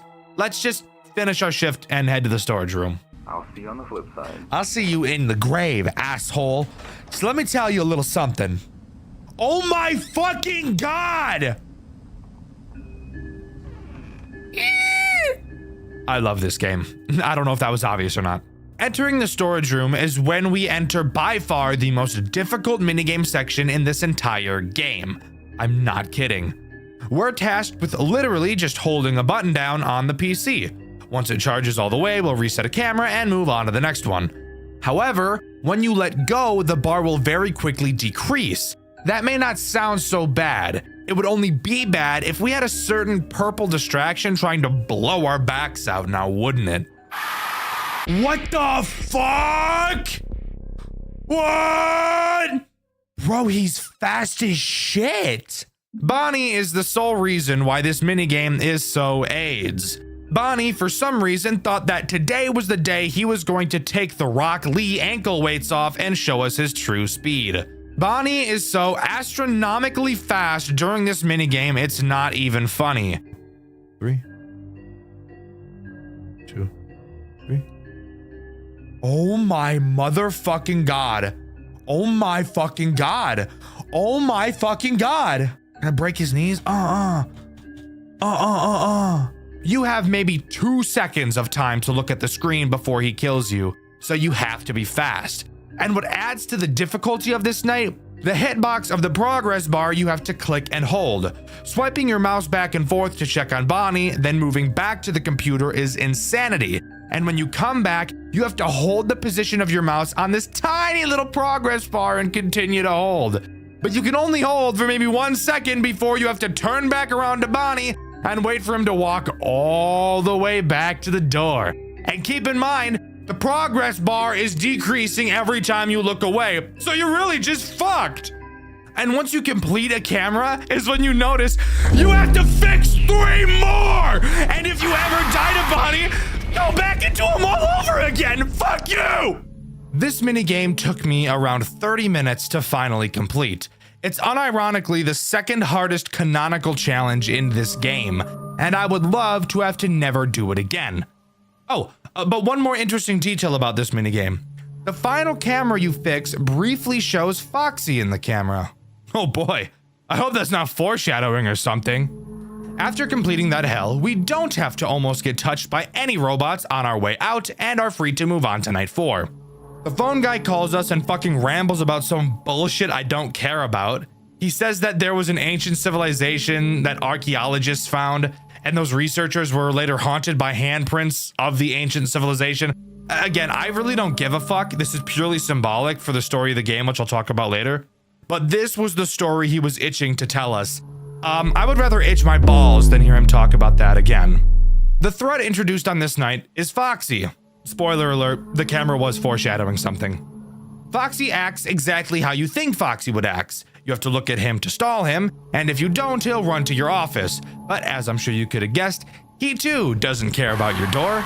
Watching him will push him back, so you know, just make sure you're doing that. Something of note is how Foxy breaks the cycle you've been really trying to build up throughout the game, forcing you to develop a new one.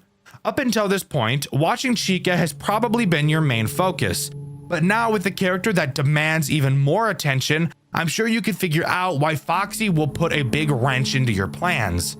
Now you have to find a way to constantly watch Foxy and Chica, and lucky us, Foxy is on camera 6, several cameras away from Chica's attack cameras. This game knows what it's doing. Sure, it's frustrating, but it's also genius. In this post-night minigame, we're told we have to fix a ventilation problem. Phone guy tells us it's just turning a few knobs. The ventilation room is in a door right off of the storage room, so the storage room is where we go. I don't see anyone yet. Hi, Bonnie. Were you expecting me to go there? Were you expecting to cut me off? Sorry, asshole. Not gonna happen. Is that not horrifying? Bonnie is standing right next to the computer we've been going to every night. He's starting to remember our patterns, getting to the computer before we can in hopes that he could jump us. But lucky for us, the computer is not where we need to go this time. Entering into the ventilation room, we have 6 knobs in front of us and 2 large vents to our left and right. Pretty reminiscent of the office from Pizzeria Simulator. I wonder if anything is going to come through those vents to try and kill us. Silly little viewer. Of course there is. This minigame's threat is Foxy. Throughout the minigame, Foxy will make quiet sound cues in whichever vent he's about to attack from. When you hear him, all you have to do is turn to stare at him until he goes away. Meanwhile, you have to painfully slowly turn these 6 knobs, which will take a very long time. Because as you get closer to having them all finish, it seems that Foxy will attack you more and more frequently.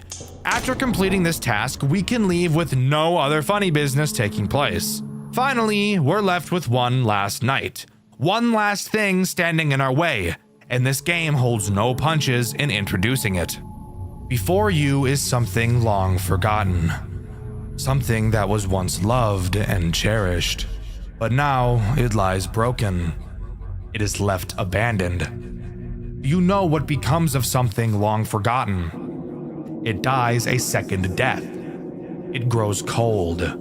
It is unmoving. But what if some things don't wish to be forgotten? Do you know what happens when something refuses to be forgotten? It becomes angry. Anger is eternal. Anger grows, it festers, it burns, it writhes, and then it finally happens. it is given new life. It returns to us. It haunts us. However, it doesn't return as it once was. It returns as something else, something unrecognizable. Through its anger, it is reanimated. And with that, we're given one final message. The flash slows him down. Godspeed. When I first read that message, it gave me chills for some reason. It's like just by reading that, I knew what I was about to experience. Absolute agony. We get another call from the phone guy. He explains his reasoning for why he thinks the robots are alive. He thinks they're angry that they've been forgotten about and left abandoned for years, and he couldn't be more right. Night 5 introduces Freddy. Holy fucking shit, Freddy. Freddy is by far the most dangerous character in this entire game. When Freddy moves forward, he will never move backwards. And once he gets to your office, it's over for you. Yo, get the fuck away from that fucking door! You get the fuck away from that door! What? Oh, fuck, dude. Freddy is a dick. Raps. How do you stall Freddy? By using the flash, of course. When you flash Freddy, he will cover his eyes. Something interesting to note is that Freddy is the only character to be animated on the cameras. Such a small detail, but a detail I think is really cool. If you really want to make sure Freddy doesn't move, you'll have to time his intervals, since they don't vary, and make sure you're onto his camera and flash him at quite literally every single opportunity. You don't have much time to waste, as Freddy is fast. Really fucking fast. I don't quite have the vocabulary necessary to describe how intense this night really is. And if you get bad Sparky spawns like I often did, you could easily spend hours on this night. I was lucky enough to only have it take me a single hour. But if you manage to control your nerves long enough to complete this night, we will have one final minigame to talk about. After completion, we get one final call from the phone guy. He very ominously tells us to enter the dining room. He says he wants to show us something. Upon entering the dining room, we're greeted by all 5 animatronics staring back at us. The camera to the dining room flashes, and we hear the phone guy, named Ralph, explain that the reason it flashes is so that you can take a screenshot of the camera. Ow! Oh! Oh! Fuck! See? That's why I told you to make it a boomerang. Ralph then used that image to post on his blog. He's been using these camera images for his blog all week, and we were the bait. One last goodbye is said, and the restaurant goes quiet. The gameplay of Freddy's Reanimated is incredible. There's no doubting that. This game, of course, has a custom night with 3 additional unlockable characters. The first of which being Bon Bon, who's actually a reference to the game Freddy's Web Adventure. Pretty cool. Occasionally, he will appear on your cameras. If you don't click him fast enough, he will disable all of them for the remainder of the night. The next character you can unlock is called the Hawk. He acts as a Phantom Chica-like character. He will periodically appear on the cameras, blocking the view, and if you don't turn away from him, he will kill you. Pretty simple, but in a game where the cameras are super important, this guy can be a big pain in the ass. Finally, the last character you can unlock is Sienna, by far the most cancerous of the Custom Night 3. She will occasionally block the clock next to your door, which somehow prevents time from passing. This is a Custom Night character that can drop the realism at this point. All you have to do is click her nose and she will go away and the time will continue to pass. Altogether, completing a Custom Night with these 3 additional characters is a torture I would never want to put myself through. But shout out to Dark Ryun who was able to pull it off, and whose footage you're seeing right now. I should mention that the Custom Night does have a secret ending, but I'll bring it up when I talk about the story of this game. Which, you know, we'll do right now. The story of Freddy's Reanimated is honestly one of the most surprisingly thoughtful pieces of writing I've ever seen in a FNAF fan game. It's not about murder, or purple men, or endless timelines that make my brain feel like fucking mashed potatoes. It's about being forgotten, and about what happens when something that used to bring people joy is left to rot and fade away. The entire game is built on this theme: nostalgia, decay, and the quiet horror of being erased from memory. Freddy's Reanimated takes place inside Freddy Fazbear's Pizza Place, a restaurant that's already dead by the time we get there. It used to be loved. Kids laughed, parents smiled, the animatronics performed, and everything was fine, until it wasn't. Over time, the crowd stopped coming, the lights dimmed, the laughter stopped. The building was abandoned and left to gather dust for over a decade. No massacres, no missing children, just nothing. The kind of death most things really suffer. When the game starts, we're told the place is finally being demolished, and Ralph, the manager, hires a night guard to keep an eye on the place for the last few days. That's us. But before us, there was another guard, Mike Schmidt. Yeah, that Mike Schmidt. He worked one night, just one, and didn't make it out. In the demo of this game, we actually see what happened. Mike survives until 6 a.m. The power cuts, and Freddy himself storms into the office and literally bites his head off. No mystery, no cover-up. It's brutal, it's direct, and it sets the tone for everything that follows. When Ralph brings us in months later, he acts like none of that ever happened. He's casual, a little too calm, and gives us these half-baked instructions that sound like he's either high out of his mind or hiding something. He keeps asking us to do these little tasks: fix the power, upload old files, check the cameras, all while brushing off the fact that the animatronics are moving. Every night, our character emails Ralph describing what they saw, and every night Ralph dances around the truth. He never says, "You're wrong," but he never says, "You're right" either. It's like he knows what's going on, but refuses to say it out loud. Then, finally, on the last night, Ralph tells us a story he's been dying to share. He says that back in the 1940s, archaeologists discovered a cave covered in human handprints. The people who found it were haunted by those same handprints for the rest of their lives. Like the dead were reaching out just to remind them they were still there. And Ralph thinks the same thing is happening to Freddy's. He believes the animatronics are moving because they refuse to be forgotten. That after sitting abandoned for over a decade, their anger, this pure, desperate rage, literally reanimated them. Not out of vengeance, not because of possession, but because of memory. Because they were once loved and then left behind. It's such a fascinating take. The idea that these animatronics aren't evil, they're afraid. Afraid of fading away.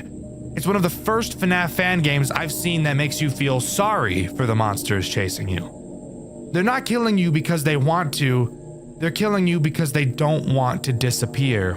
After you survive the final night, Ralph asks you to head into the dining room. He says he wants to show you something. When you enter, all 5 animatronics are standing there, waiting for you. It's one of the eeriest visuals in the entire game. Completely still, completely silent. Ralph activates the camera flash, and the screen freezes in a burst of light. Then he says, I finally figured out what the flash button does. It lights up the room so that you can take a screenshot of the camera you're looking at. I finally have more recent images for my blog. And that's when it hits you. The whole time, we weren't protecting the building, we were the bait. Ralph was using us to get the footage and screenshots he wanted for his personal blog, to turn the remains of this haunted restaurant into online content, the same way we, as players, chase nostalgia. Ralph chases it too. He's obsessed with documenting something that's supposed to be gone. After everything, the building is demolished. Ralph's posts about it online, sparking renewed interest in Freddy Fazbear's Pizza Place. People remember it again. The animatronics, those same restless spirits that didn't want to be forgotten, finally get what they wanted. They are remembered. And then they rest. The player gets their paycheck. The story ends not with a scream, but with silence. It's such a powerful way to close things out. Freddy's Reanimated isn't about surviving animatronics. It's about the fear of being erased. It's about what happens when the world moves on and leaves you behind. Even the custom night ending reflects that idea. Mike Schmidt's death is written off as a bear attack. Just a tiny headline, nothing more. And Freddy Fazbear himself, lying in the rubble, surrounded by everything that used to be alive, now just forgotten scraps of metal. For a game that's meant to be realistic, it's ironic that the story is one of the most human I've ever seen in this genre. Freddy's Reanimated isn't just the most realistic FNAF game ever made, it's one of the most real stories the community has ever told. Would you like to hear one last interesting piece of information I have to share? There is a secret in this game up until this point. As far as I'm aware, nobody has ever found it, and I can guarantee you've never seen it before. A secret so rare that the chances of finding it exceed luck that no human has ever had. And I want to thank City, the author of the FNAF fan game wiki, for providing me with this information and allowing me to share it with you guys. We know that Michael got bitten and killed by Freddy, but did you know you can actually see Michael's corpse inside of the game? You just have to be incredibly lucky. To start, you must have already beaten the main game. No custom night completion is necessary. Then you have to restart the game from night 1. Before completing night 3, you will have to die at least 5 times. Then, upon beating night 3, when entering the hallway, there's a 1 in 10,000 chance to see the corpse. Slight gore warning, by the way. This is probably the most realistic looking gore I've ever seen in a FNAF game. If you can pull all of that off and get more lucky than any human on Earth, this is what you will see in the hallway. Truly some of the scariest shit I've ever seen. But there you have it. That's everything as far as I'm aware that Freddy's Reanimated has to offer. Overall, this game is one of the coolest experiences I've ever had since starting this channel. I don't think this game is nearly my favorite. I think I like Juniors and Banshee just a little bit more, but it's definitely close. The atmosphere, the sound design, the game design are all borderline perfect works of art. The Five Nights at Freddy's formula. Arguably what defines a FNAF game in the genre of a FNAF game. You're stuck in a small space, you can't move, and several threats are trying to eliminate you as you use a small amount of tools to defend yourself for an arbitrary amount of time. This, in a nutshell, is Five Nights at Freddy's as a genre. However, there are some Five Nights at Freddy's fan games that don't follow this formula, and if it wasn't for the use of the characters from the original game, you would have no idea that they were even FNAF games to begin with. And maybe you can think of a few games like this. The game I'll be covering today is another one of those games. A game so unique, so good, that if it didn't use official FNAF characters, it could easily be its own fantastic survival horror experience. So sit back, strap in, and join me today as we cover Fredbear and Friends Reboot. You can honestly think about Fredbear and Friends Reboot as more of an Outlast, Resident Evil, or Poppy Playtime style game, purely in terms of how it plays. It's a story-based, free-roam survival horror game, except it uses characters and settings from the Five Nights at Freddy's universe, and it's honestly super cool. We play as a guy named Thomas. When this game takes place, the Fredbear and Friends restaurant had been closed for over 26 years, and together with our friends Chris, Ashley, and Richard, they all decided it'd be a great idea to do some urban exploring in the now abandoned building, not knowing that they were about to walk into a sick and sadistic death trap, the likes of which they'd never experienced before. We drive to the restaurant where all of our friends are waiting and head inside to find them. We all talk about what the plan is, and it seems like they don't even fucking have one. So like, why are we even here? No matter, we decide to all split up like Scooby and the gang to explore faster, something I would never agree to do because this building is so dark I can barely see 10 feet in front of me. So, to solve the darkness problem, Richard finds the power room as we enter the office of the building. Successfully turning the power on, I ask the question, is it even possible for a building 26 years abandoned to even be able to have power?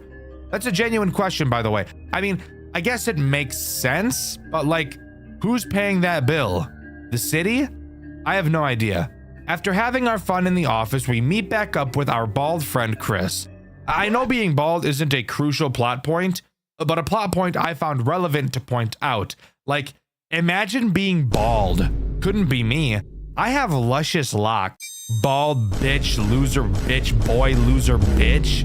Chris tells us he wants to continue exploring to find out more about this place, which I call bullshit on because this bald loser is sitting down and is actually not exploring a damn thing. Heading back to the office, we find 2 documents for Chris since he's too lazy to go look for himself. One of the documents mentions the animatronics acting up, and the other talks about an armed man in a purple suit. I wonder who that could possibly be. We go back to where Chris was, only to find him missing. After exploring around, we realize we can't find Richard or Ashley either. We hear a voice in the distance yelling to get away, and later hear what sounds like Richard getting attacked. What the fuck? We decide to say fuck our friends and run to the exit, only to find that the door is somehow locked. We decide we need to go hide in the office since there's a door we can close to keep ourselves safe. As we run down the hallway, we run into Chris. Relieved, we go to greet him, only to watch him get snatched from something hiding in the vent on the ceiling, pulling him up into the ceiling and tearing him apart. Yeah, not this way though, not fucking that way, no we ain't. We obviously turn around and go to the other entrance of the office since I'm not about to get ganked like Chris just did. As we go to the other hallway, we can hear loud metallic footsteps following behind us. We quickly hide under the desk and hope that whatever is following us is retarded. We watch as a crooked spring Bonnie limps through the office, unaware of our location. We come back up only to hear a ring of the phone on the desk. We answer the phone to be greeted by some douchebag using voice mod like those guys that go on Valorant to flirt with any female over the age of 10. If you want to survive, listen very closely. He tells us how to survive each of the 8 animatronics. The fucking 8 goddamn cock-sucking animatronics. My god, that is a lot. I'm not going to explain every single animatronic at the same time right now because that would be boring as fuck. And trust me, this phone call was also boring as fuck. The big thing that we're told is that Fredbear is scary, and he's the reason why one of the doors to the office is broken. So fantastic, we have a door that doesn't work. What exactly are we supposed to do? I have no idea. I have no direction whatsoever aside from let's go see if I can break the exit door down. But before we can try anything, we're forced to listen to a cutscene while there are 8 hungry robots whose mouths begin to water whenever they smell my gooch. During this cutscene, we're put into the perspective of a mechanic named Simon. We're told that we have to go into the Fredbear's building to fix some of the robots because the customers reported them to be acting aggressive. So we can gauge that this cutscene obviously takes place before the shutdown. After this cutscene, we're actually put into the perspective of this mechanic as we head inside the building to solve the problem at 5 in the morning because as an engineer, we're on call all the time, yet still get paid like dog shit and are still expected to just wake up and travel at any time, even for the smallest of reasons that could 100% wait until my fucking shift starts. But all right, let's go, I guess. As we enter the building, we notice the animatronics are on for some reason, and they shouldn't be at night. We figure somebody just forgot to shut them off, so we go to the employees' room to flip the switch to power them off to take a look at them. After grabbing the key from the office and heading inside, we find that the power lever for the robots is actually already off, yet for some reason, the characters are still on. We decide to just manually shut them off to work on them instead. So we walk to the stage, reach up to turn off Spring Freddy, only to get that soldier boy cranked on us and get knocked the fuck out by a guy who I can only assume to be the guy we heard on the phone. We come back to playing as Thomas again, and are tasked with obviously finding a way to get the exit door unlocked. We find a key to the bathroom on the office shelf and head down the hall to go inside. Inside of the bathroom, we find a hammer that we hope we can use to break the lock on the exit door. However, as we exit the bathroom, we see the non-attractive, fat-ass version of Chica heading in our direction, so we quickly jump inside of one of the stalls to hide. We hold our breath as Chica passes by and quickly run out to the exit door. We break the handle to the door and open it, seeing the final exit door. We don't get far before Foxy jumps out at us for some fucking reason. This door was locked. Why the hell was Foxy on the other side of it? Oh well, what the fuck ever. It's a little bit more important right now that we run away from the murder robot behind us. We run back to the employee room and hide behind a shelf.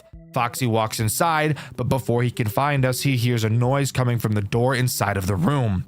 Opening it, he finds who I can only assume to be Richard and jumps him like he's in Detroit. We take this chance to book it back to the exit. As we run, we hear Richard getting torn apart, screaming. We get to the door just in time, and Jesus fucking Christ, the door is gone. What the fuck? Let's ignore the fact that this doesn't make sense, because I don't think I need to explain to you why a door disappearing doesn't make sense. We turn around to see a certain large twitching bear. He just screams in our face and disappears, clearly being a hallucination. We figure there's no better time than the present to find another exit. As we walk into the main party room, so does Spring Bonnie. And now's the time where I can talk about how he works. Spring Bonnie is as basic as it gets when it comes to a survival horror character. He patrols around the building, and if you get too close to him in his line of sight, he'll start chasing you, and he won't stop chasing you until he kills you. And there's also no chance you're going to outrun him. The only way to get him to stop chasing you without dying is to lure him to the side of the office with a door and close it. But you also really have to be careful with how you close this door, because it doesn't work how any normal FNAF door would. It only stays closed for about 2 seconds, so make sure you time this properly. Nope.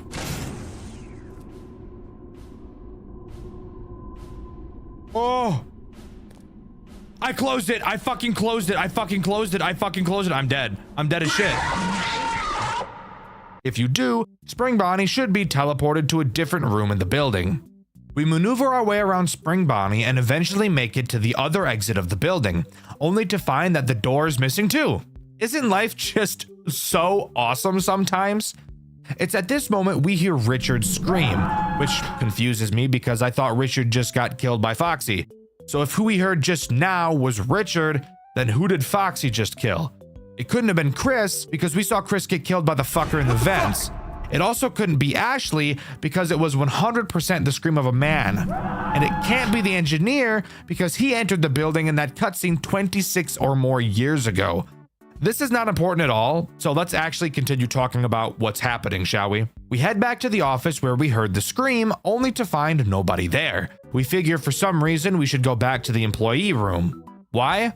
Ask Shitlips Thomas, because I can't figure out a good reason to go back there, but apparently he's the FNAF expert, and not me. Before we can continue, we get another engineer cutscene. We're dragged into a back room and we overhear 2 people talking. Well, really only one person talking, because the other guy has his voice changer on so deep thinking it'll make the e-girls wet, so I really can't even hear him. Why didn't you just kill him? Really? Dave, you know exactly what happened before.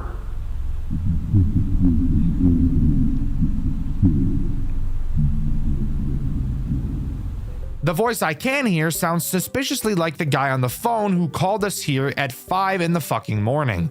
He tells voice changer guy that he should just kill us so we don't get away like the other engineer and spread the word about what they're doing. After not doing it, the phone guy decides to just do it himself, so he enters the room and stabs us to death. Fantastic. I really shouldn't have lived in Chicago. Everyone in Chicago gets stabbed. Going back to the employee room, we find the corpse of a police officer. Seeing that his radio had been taken, we now know that whoever is behind this really knows what they're doing. But we figure that because a police officer went missing, that other officers will be arriving at some point to look for him. So knowing all we have to do is survive, this game's most agonizing survival section finally begins. And I get to explain what all of the characters do in grueling detail, because they're all laid on us at the exact same time, and we're just supposed to remember what they all do from the 2-minute phone call we got 15 minutes ago. Hooray. Alright, well, the goal is easy. Just survive until 6 AM without getting found by any of the animatronics. Sounds simple enough. All we have to do is track all of their movements and learn their patterns, and then find a spot in the massive 3D environment where none of the characters ever have a line of sight to, right? Almost, but not really, because one main character, Bonnie. Bonnie is this game's way of preventing you from doing exactly that. On certain time intervals, Bonnie will emerge from the room where the puppet is. Yes, by the way, the puppet is in this game. Don't think too much about it. There are a lot of characters from a lot of different FNAF time periods in this game, so just shut up. Anyways, Bonnie will exit this room and make his way to the employee room to turn the puppet control lever on. Once it's on, the puppet will begin moving on a track across the ceiling that leads to a door which has some chains on it. Why are there chains on this door? Well, it's to hold back and stop the big bastard himself, Fredbear.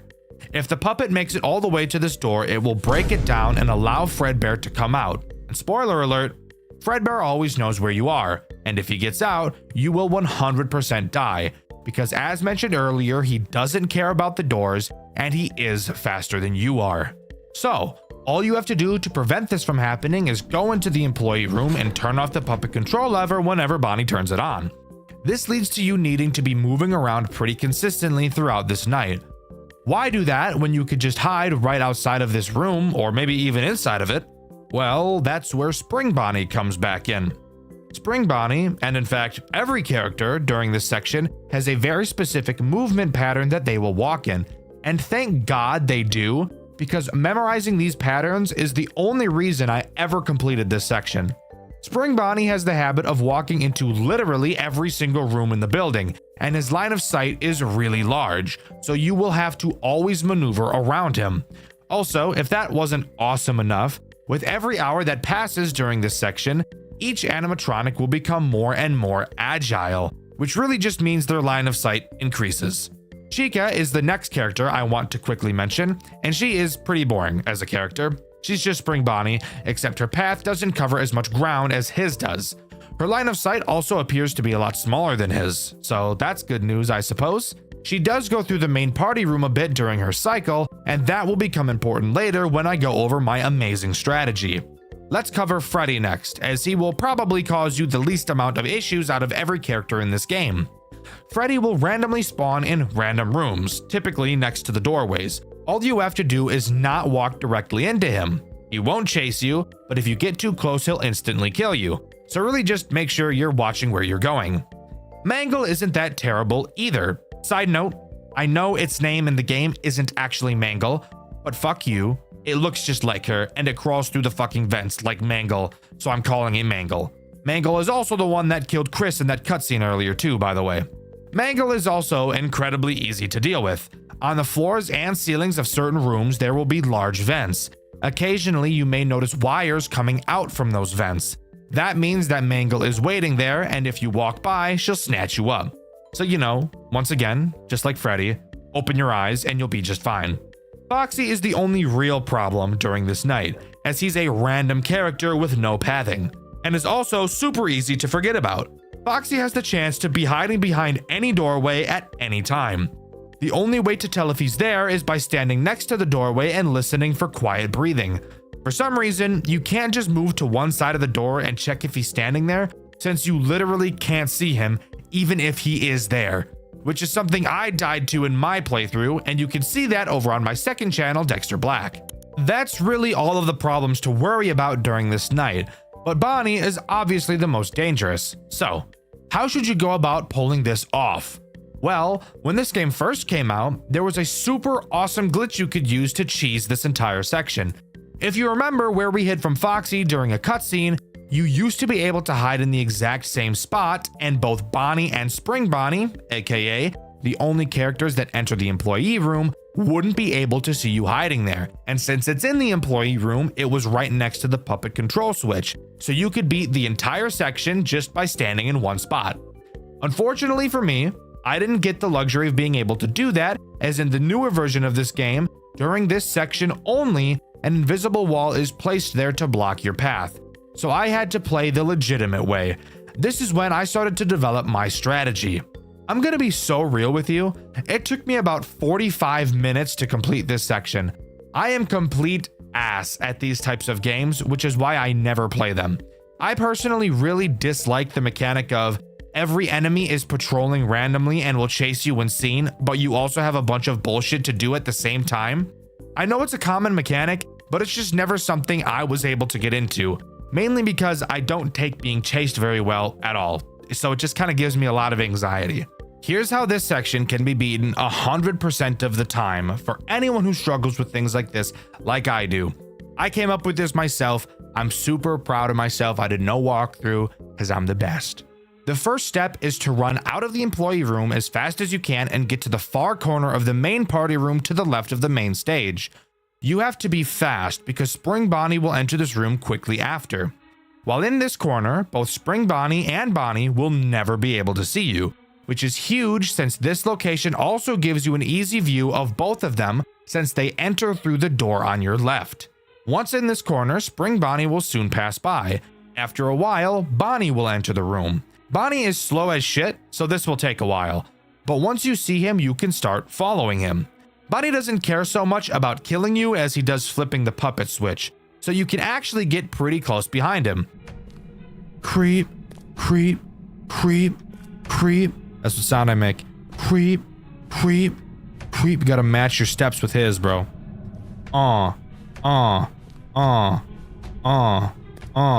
Boom, boom, boom, boom, boom, boom, boom. All good. But obviously, if you get too close, he'll still kill you. Once Bonnie leaves the main party room to enter the hallway, Spring Bonnie should be up near the office, so you don't have to worry about him. Take the time it takes for Bonnie to enter the employee room and flip the switch to stand by the doorway to listen for Foxy. Once Bonnie flips the switch, quickly enter the employee room and turn it off. After Bonnie flips the switch, he will exit the room through a door you can't even open, so you don't have to worry about him turning around. After flipping the switch, you want to run back to the main party room. At this point, Chica should be inside. She will walk around the tables and exit the room through the door that both Bonnies enter through. Simply be slow and follow her. Once she leaves the room, go back into the far left corner again. This is now going to begin the second cycle. This time, since the paths that Bonnie and Spring Bonnie take are much different in length, they will be a lot closer together. Bonnie will enter the room first this time, with Spring Bonnie directly behind him. Once Spring Bonnie goes up and around the tables, you can start slowly following Bonnie. At this point, you'll have to be patient, since Spring Bonnie will enter the entrance room, then travel back into the party room, and then go into the hall to the employee room. Then we'll travel to the office. So you will hear Bonnie flip the switch, and you will have to wait probably 30 to 45 seconds before you can switch it back, because if you're too fast, Spring Bonnie will see you. If you sneak past him while he's in the entrance room, it appears that Foxy will always be behind the door to the hallway and you will die. So it's your best bet to just wait for Spring Bonnie to finish this cycle and start walking to the office. I recommend waiting directly in front of the stage during this section since he won't be able to see you. Once he goes down the hall, quickly run into the employee room and flip the switch. Then quickly run back into the party room and go right into the exit doorway. Chica will be entering the party room at this point, and if you're any closer to the stage, she will see you. Once she walks around the tables, once again, you can follow her out and go back to the hiding spot in the far left corner. Now, the third cycle gets a little bit scary, so be ready. Bonnie will soon enter the room again, with Spring Bonnie fairly close behind. However, there is enough room between Bonnie and Spring Bonnie for you to be able to get in between them. Closely follow behind Bonnie and Spring Bonnie will enter the party room. Continue to follow Bonnie into the employee room and shut the switch off immediately after Bonnie turns it on. Immediately run back to the entrance of the party room. At this point, Spring Bonnie should be walking into the exit room. You can take this small window of time to run to the front of the stage. Spring Bonnie will enter the hallway, and once he does, you're safe to go back to the exit doorway. Since Spring Bonnie is near the office, you don't need to go back to the corner. In fact, you actually shouldn't, because Chica will follow behind Bonnie. Bonnie will once again pass you, and you can once again follow him into the employee room and shut the switch. After flipping this switch, this final time, you're home free. Simply sit in the employee room and this nightmare of a section will come to an end. And the best part is, Since the movement of almost all of the characters is scripted, you'll be able to use this method to beat this section of the game every single time without fail. I hope you enjoyed this overtly long explanation section. It's easily what took me the longest to do while playing this game, so I figured I should devote a long time in the script talking about it. Let me know what you think. After beating this section, we get a cutscene where we're running down the hallway, being chased by Spring Bonnie. We get into the office and close the door on him, which literally cuts the fucker in half. I love this. This is peak. Absolute cinema. As we turn around, Foxy charges at us, but luckily the animatronic power gets shut off and Foxy shuts down right in front of us. Walking down the broken doors hallway, we see a deactivated Freddy, and Chica tries to kill us, only to get powered off at the same time, which actually scared me in my playthrough, which you can find on my second channel, Dexter Black. We continue to explore the now eerily quiet building. Going back to the exit, we fall to our knees, only for a door to appear in front of us, locked by a code. A voice comes over the intercoms that sounds weirdly like the guy that killed the engineer in a previous cutscene. He tells us that he's impressed by our work and that the animatronics we faced thus far will be deactivated for the remainder of our stay, aside from 2, who he calls his favorites. It's now up to us to figure out the code. We find a piece of paper on the wall that says "Find me." Not totally sure what the hell that means. We wander around into the puppet room where we find writing on the wall saying "It's me." Next to this message, we find another piece of paper saying "My back is to the corner." After reading this note, the 2 threats of this section activate: Fredbear and Mangle. Again, Mangle acts a bit differently, so let's talk about her first. This time, she's no longer in the vents. She's walking around the building. If she sees you, she'll roar like a dinosaur. And if you don't get out of her line of sight in 4 seconds, she'll start chasing you. And she won't stop until she catches you. So just like, run, I guess, bozo. Fredbear, on the other hand, should be scary. But because of an item we got at the beginning of this segment, he really isn't. At the start of this section, we're given a taser. Fredbear will always know where you are and will constantly be crip walking towards you. Except, Fredbear while walking is very slow, so you can easily stay away from him. Every once in a while, he will also roar for some reason, and will then begin to charge at you. While he's charging, he will be faster than you, but when he gets close, use your taser to stun him and he'll go back to walking. So avoiding the threats on this segment is honestly a cakewalk compared to what we had to deal with during the last section. Now, I had a stroke trying to figure out what "my back is to the corner" meant. What you have to do is find Freddy, since his back is to the corner of the wall. Except not really, because his back is just to the wall, not really the corner. Regardless, on his back is another note stating camera 2. I've neglected to mention the cameras thus far, but that's because they're literally completely useless for the most part. Throughout the building, there are several monitor stands where you can place your monitor, because I guess you can't just hold a fucking iPad with your hands. You instead need a holder like a toddler who blares annoying ass YouTube videos while in a public restaurant, and the parents just find nothing wrong with that since they'd rather have the internet raise them instead of them.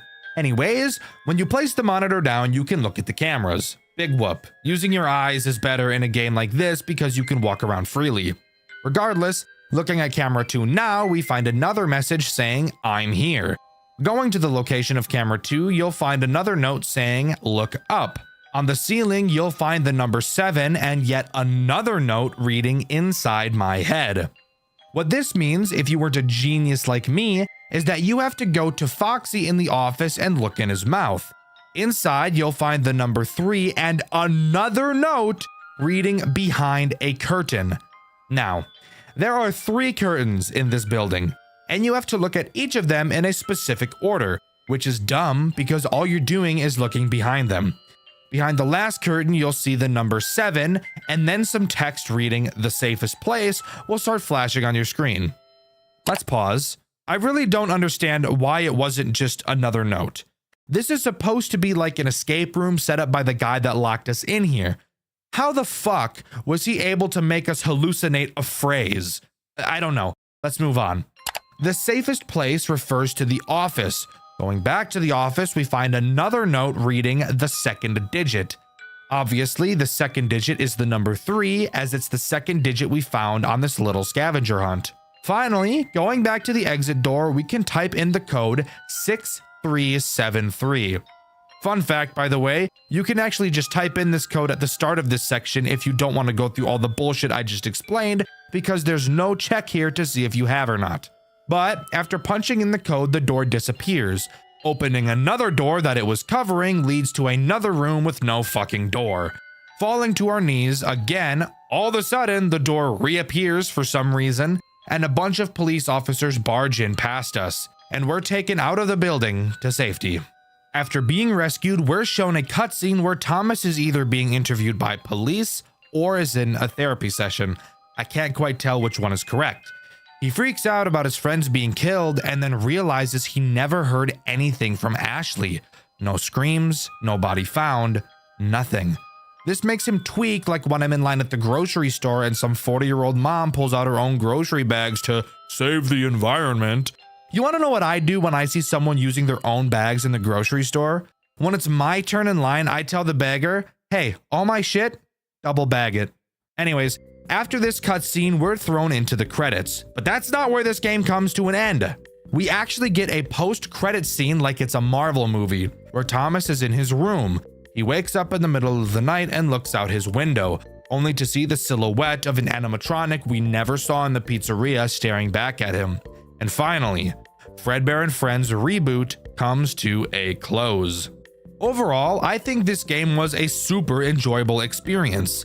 Did I get overtly frustrated and almost give up while playing the survival section? Yes, but I beat it, and I'm glad I did. The story to this game is simple and nice. There's no retarded digging that we have to do to learn the simplest things like a fucking name of a character, Scott, asshole. We're instead just given a story the way it should be given. A few mysteries here and there, but nothing so overtly frustrating that it makes it not fun to figure out. The game looks gorgeous, it plays well when you understand what you're doing, and overall I would highly recommend you give it a go. Obviously, from the teaser we saw at the end of the game, a second game was clearly in the works. But with no updates for several years, and it being confirmed that at some point the game's development was put on halt, and given the fact that this game came out 7 years ago, I don't think it's very likely we'll see Chapter 2 anytime soon. But hey, only time will tell. What is your favorite Roblox game? Don't answer that. I don't want to see any comments saying Forsaken, that game is terrible. Let me be more specific. What is your favorite Roblox FNAF game? Maybe you say FNAF 2 Reimagined. Maybe you say dog watching. Well, I personally have found a new FNAF Roblox series that we could add to the conversation. Today, we'll be talking about Five Nights at Marcus, a series many of you may have never heard about. However, with 3 games being in the series, I'm willing to bet you've heard of the third. It's just a little game that goes by the name of Far From Land. Yeah. That's something even I didn't know about until starting to do work for this video. This series tries a lot of interesting things and succeeds and fails at a lot of them. Today, I'll be going over each of those things, so join me as we dive into the world of Five Nights at Marcus. And with Five Nights at Marcus, we obviously start with the first one, and night 1 of game 1. And with night 1 on the way, we bust a nut into our office and can start learning about everything important that we need to learn. To start, let's just talk about our office itself. Obviously, we have our monitors for our cameras in front of us, but we also have a picture of a cat named Oscar on our desk, and I think that's great. Also, if you open the drawer on your desk, you'll see another picture of Oscar. Just lovely. Looking up, we see a big vent, but we'll focus on that later. Turning around, we'll see the door to our office, which cannot be closed, which is a bit concerning just knowing the type of game we're playing right now, and behind us is also a maintenance panel which we will be using to complete the night. How do we do that, you ask? Great question. On this maintenance panel, you will see several tasks we have to complete. That's right, Five Nights at Marcus uses a task-based completion system rather than a time-based one, which can be a blessing and a curse in some instances. The tasks are mind-numbing. Just press a button and wait for it to load 5 times and the night is over. But what about the threat this night introduces? That would seemingly be Marcus himself. You can find him on the cameras just laying on the fucking floor. He has no legs, so we can all laugh at him for being crippled. Where's your life alert, buddy, huh? Get up! Marcus will try to get to the door behind you. However, Marcus makes no sound cues, and because he has no legs, is not visible at the door or window either. So, how are you supposed to know when he's actually arrived? Another great question. Guys, you guys are on a roll today. The answer is pretty simple. You really have to make sure you're watching him on the cameras, and once you see him leave camera 1, you'll know he's at your door. But Dexter, how are you supposed to keep him away? Oh my goodness, another amazing question. You're doing so well. Inside of your maintenance panel, along with your tasks menu, you also have a shock menu. Go to the shock menu and use the shock when Marcus is outside of your door, and he'll scream like a bitch and run away. And then his cycle will continue. Night 1 is piss easy since Marcus barely moves, but don't worry, this is going to get much more complicated as we go. So let's move on to night 2. Night 2 rolls around and we have one new threat to talk about. And for some reason, I'm not gonna lie to you, this night serves to show me how stressful this game is about to become. Let's talk about it. The new threat on this night, not gonna lie, I don't know the name of him, so I'm just gonna call him Green Man. Green Man attacks in the same way as Marcus, except noticing him is a lot easier. When he gets to your office, he has 2 phases. One outside of your window, and one where he's standing in the fucking doorway. Which I can't lie, scared the shit out of me the first time I saw it. Oh. What's that?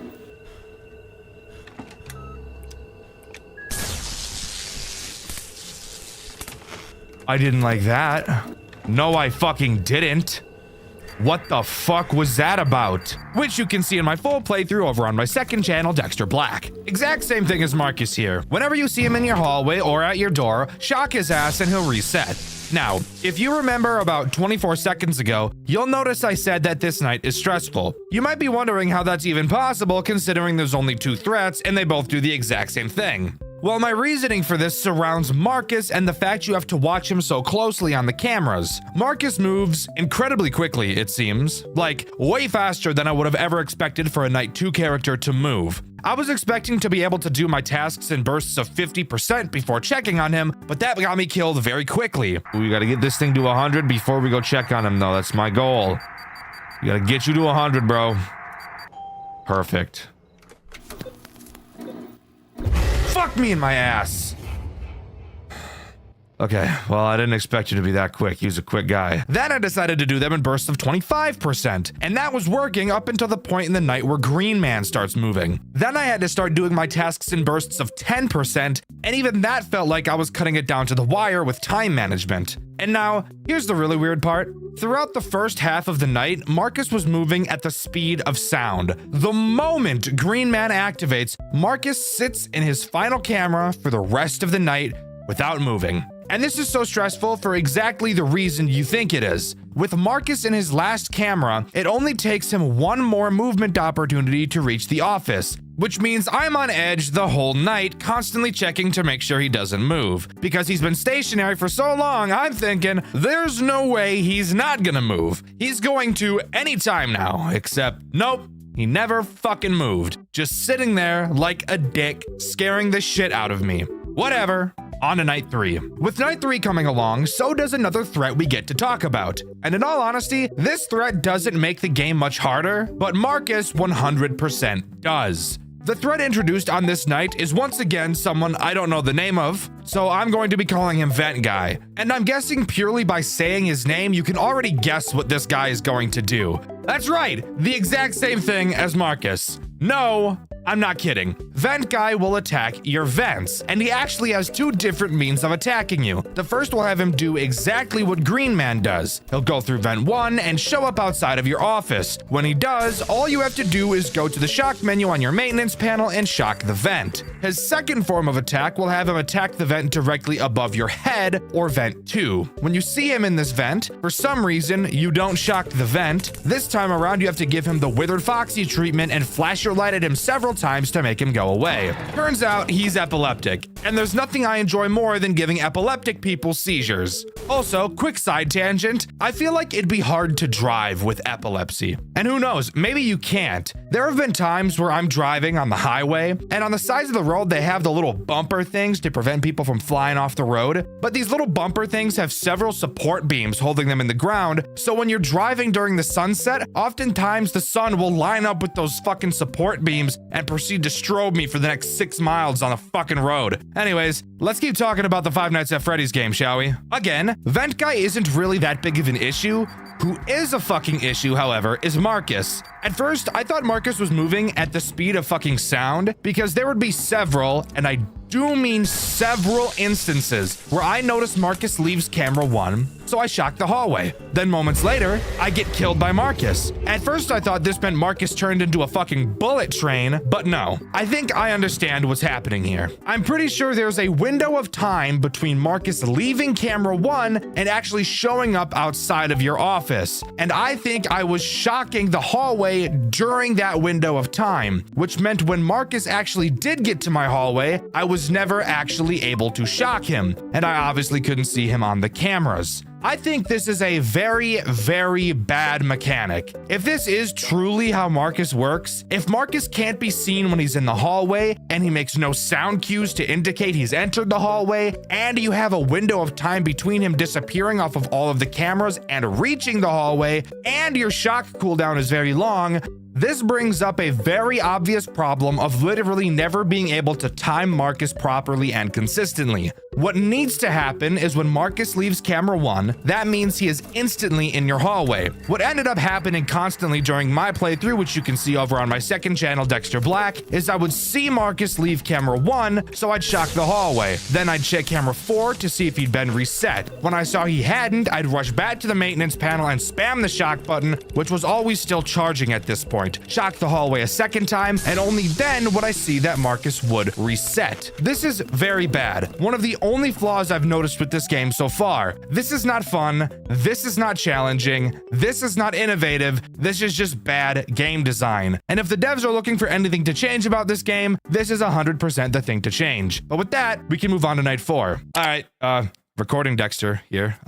Giving a little note as I'm reading this script and remembering that I wrote this. Marcus, I was told that Marcus, after he is in camera 1 and he disappears, he doesn't go to the hallway. He actually goes to camera 3 after camera 1. However, thinking about that doesn't make sense because quite literally, every time I shocked the hallway and then shocked it a second time, Marcus was reset. So you're telling me that if that's true, what I just said right now, that he goes to camera 3 after camera 1, camera 3 is his final camera, you're telling me that every single feasible time Marcus left camera 1 and I shocked twice, he made a movement opportunity to camera 3 and then my hallway. He made that every time in that window of time without fail. I don't believe that. I have trouble believing that. I think what I wrote originally is correct, but I don't know. Let me know in the comments. Night 4 rolls around, and with it, another threat is introduced. Once again, the name of this character is currently unknown to me, so I'm going to be calling him Screen Guy. Obviously, as I'm sure you could have already seen, there are 6 screens on our desk, and so far we've only ever used one of them. Well, Screen Guy is here to change that. Throughout the night, at random, he has a chance to appear on any of the non-camera screens. He'll make a subtle sound cue when he appears, and all you have to do is click the monitor he occupies, and he'll go away. Incredibly basic character, not really much to worry about. Something about this night I want to mention is 2 things that I learned. The first being that Green Man's name is Shut. I personally prefer Green Man, if I'm being honest. The second thing I learned while playing Night 4 is that as long as your maintenance panel is down, no matter which of the 2 screens you have selected, you will still do your task.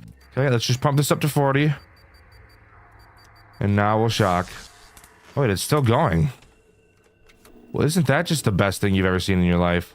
I didn't know it was gonna do all that now. Which means if I notice Marcus has left, now that I know I basically have to shock him twice to properly time it, I can start on my task, flip to the shock panel, and while I take a billion years shocking him twice, the task I selected will still be performed the entire time. I'm sure this was probably obvious to most people, but shut up, I just figured it out now. Anyways, on to night 5, since there wasn't a whole lot to go over this time. Once again, night 5 introduces nothing new and just goes about being a harder version of night 4. While a little boring, there's nothing wrong with that. It is the first game in the series after all. However, there is something interesting to talk about. But before I talk about it, I want to mention the names of the characters I've failed to mention so far. Vent Guy's name is officially Dahomey. Yes, I'm serious. What a silly name. I personally prefer Vent Guy, I'm not gonna lie. And then the weird monitor guy's name is officially Shadow Marcus, which, by the way, I didn't mention this. If you ever don't click his monitor in time, he'll just appear behind you and disable your maintenance panel, ensuring that you will die. Anyways, on to that interesting thing I mentioned about 20 seconds ago. After completing night 5, the game doesn't just end like I expected it to. Instead, we get this cutscene.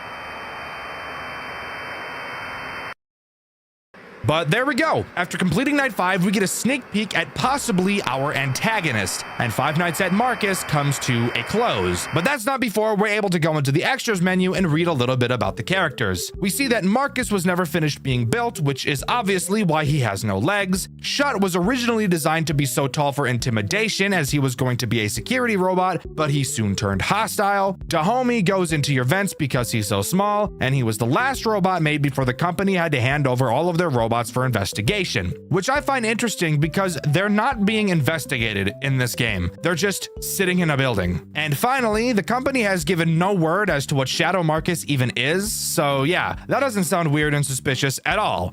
So yeah, that's all Five Nights at Marcus has to offer. But of course, judging by the length of this video, you guys know we've got a lot more to talk about. And that's because this series actually has 2 additional games packed full of content. So let's move on to Five Nights at Marcus 2. Five Nights at Marcus 2, while not a remaster, don't let that fool you, as while graphically it may not look as good as the first game, mechanic-wise, I think it is pretty solid. And this game is much more stressful than the first. So let's get right into Night 1, because just like in the first game, there's no weird minigames. Night 1 drops us right into the office and really shows us how much more challenging this game is going to be. To start, let's talk about the tools at our disposal. Of course, we have our camera system, nothing special, and just like the last game, we're able to turn around to do our tasks, but we'll talk about what those tasks are in a bit because they are much more interesting than the first. Sticking to the front of our office, we have a flashlight that we can use to flash the large window in front of us. You'll notice there's 3 separate areas of this window you can flash. You'll also notice that this flashlight drains incredibly quickly,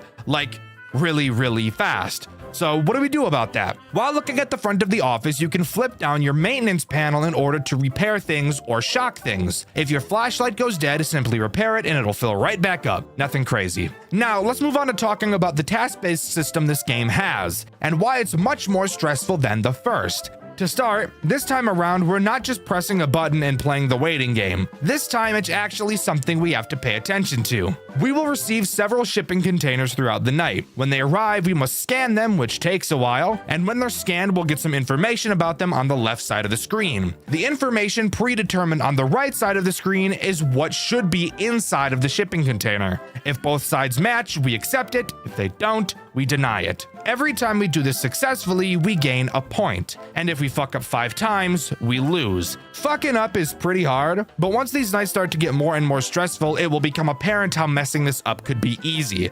Do this 12 times and the night is complete. But of course, we all know it's not just that simple, as of course we do have other threats to deal with at the same time. Just like in the first game, Marcus himself is the only character introduced on night 1, and he is very simple. Even more simple than in the first game. However, he does drain a precious resource far more than any other character does. Marcus will move through the cameras to get to your window. Luckily, this time you'll actually be able to see him when he's at it. And when he is, all you have to do is spam your flashlight at him and he'll reset. But of course, with the flashlight draining so quickly, dealing with Marcus is not something you're going to want to be doing very often, as repairing the flashlight can take a hefty amount of time when you really don't have it. Plus, we'll need to use that flashlight to deal with the other threats that get introduced later, but for now, Marcus is all we have, so beating this night should be easy and we can move on to night 2.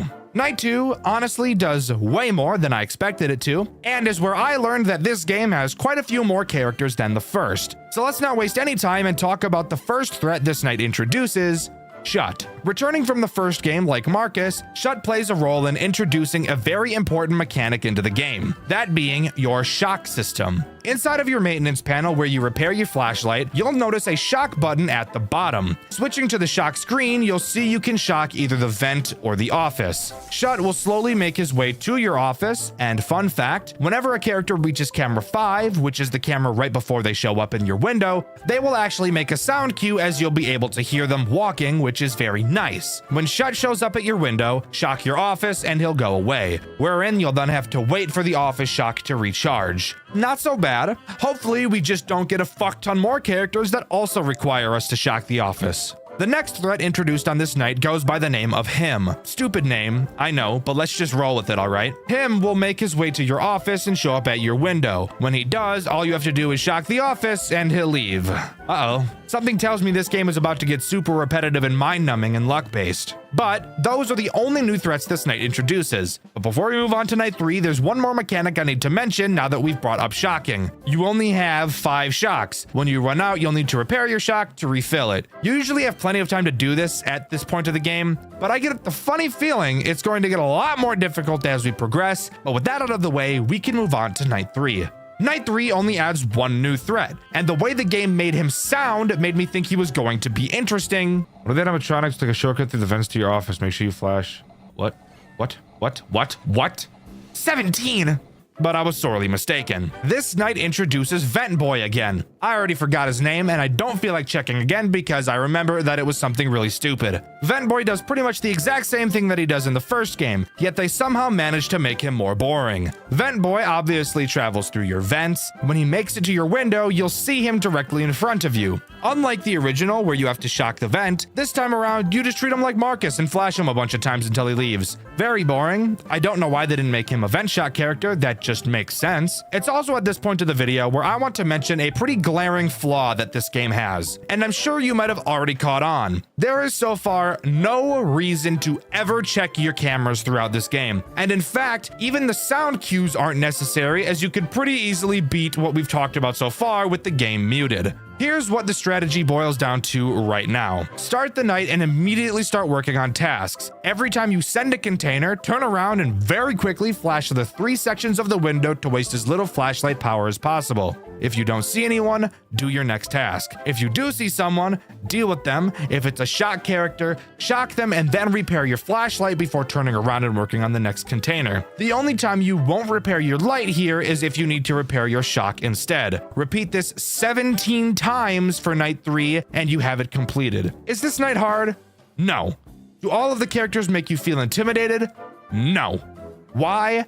Because even though we have 4 characters active at this point, there are still only 2 mechanics to deal with all of them, as this game continues to dive into the FNAF 2 repetition problem. But let's hold out some hope and move on to night 4. Night 4 is nothing special. No, literally, quite literally nothing new is added on this night at all. And for some reason, during my playthrough, which you can see over on my second channel, Dexter Black, I actually got attacked far less times than I did on night 3, which I thought was really weird. The only thing that actually changes on this night is how many cargo containers you have, which on this night was 18. Boring stuff. Let's move on to night 5 where something interesting actually does happen. Night 5 does something different, thankfully, that being introducing one new threat that actually really changes something about the gameplay loop, which this game 100% needed. This new character is Vent Boy 2.0, and I'm calling him that because, once again, I forgot his fucking name. Vent Boy 2.0 adds something from the first game that I wasn't a super huge fan of. As I'm sure you could have guessed by his name, he travels through the vents, except unlike Dahomey, he doesn't drop down in front of you for you to flash. He works exactly how Marcus does from the first game. He'll travel through your vent cameras. Once you see him disappear from them, you know he's about to attack. During this time, all you have to do is shock the vent, and he'll reset. While not a hard mechanic by itself, it does hurt my dick that I actually have to try to beat this game now.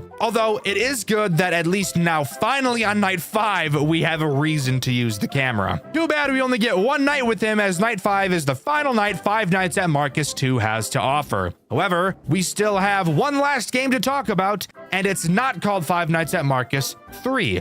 I actually didn't even know that the next game we'll be talking about was even a part of this series, that game in question being Far From Land. So let's jump right into that. Far From Land starts in a very interesting way. Unlike both of the Five Nights at Marcus games, Far From Land actually has something other than just night sections, as this game opens to a cutscene about cargo ships that work for Celadon, and go figure, we play as the person driving this cargo ship. And oddly enough, we're referred to as Marcus by the phone guy. Hey, recording Dexter once again. No, we fucking aren't. We're not called Marcus. I don't know why I fucking wrote that. We're called Malcolm.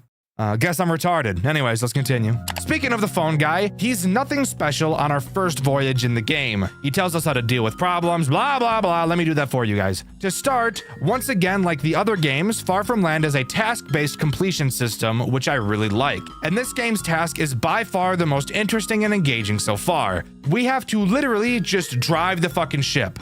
That's the task. While we're piloting the ship, we will be able to see several icebergs in front of us. We will have to steer the ship away from these to avoid crashes. And once we reach a certain point, which is marked on a monitor in front of us, the voyage will be complete. Of course, it's not just as easy as that. We also have a maintenance room to keep track of. The ship we're on is very old and is prone to breaking down. We can check the ship's integrity with one of our monitors, and once it gets too low, the ship will stop moving and sirens will start to blare. At this time, we must go back to the maintenance room and fix one of a few busted pipes at random. Don't worry about the massive scary vent in front of us. We'll talk about that later. The only other thing for us to talk about on this night is the one threat this game introduces. I'm assuming this character is shut, just given the fact how large this character really is. On one of our monitors in front of us, we can see a layout of the ship. Unlike every other game so far, we can't actually check the cameras, which is really a good thing since the last two games really didn't have any reason to. Every time a character moves, we will get a signal on this monitor to show us exactly where they are.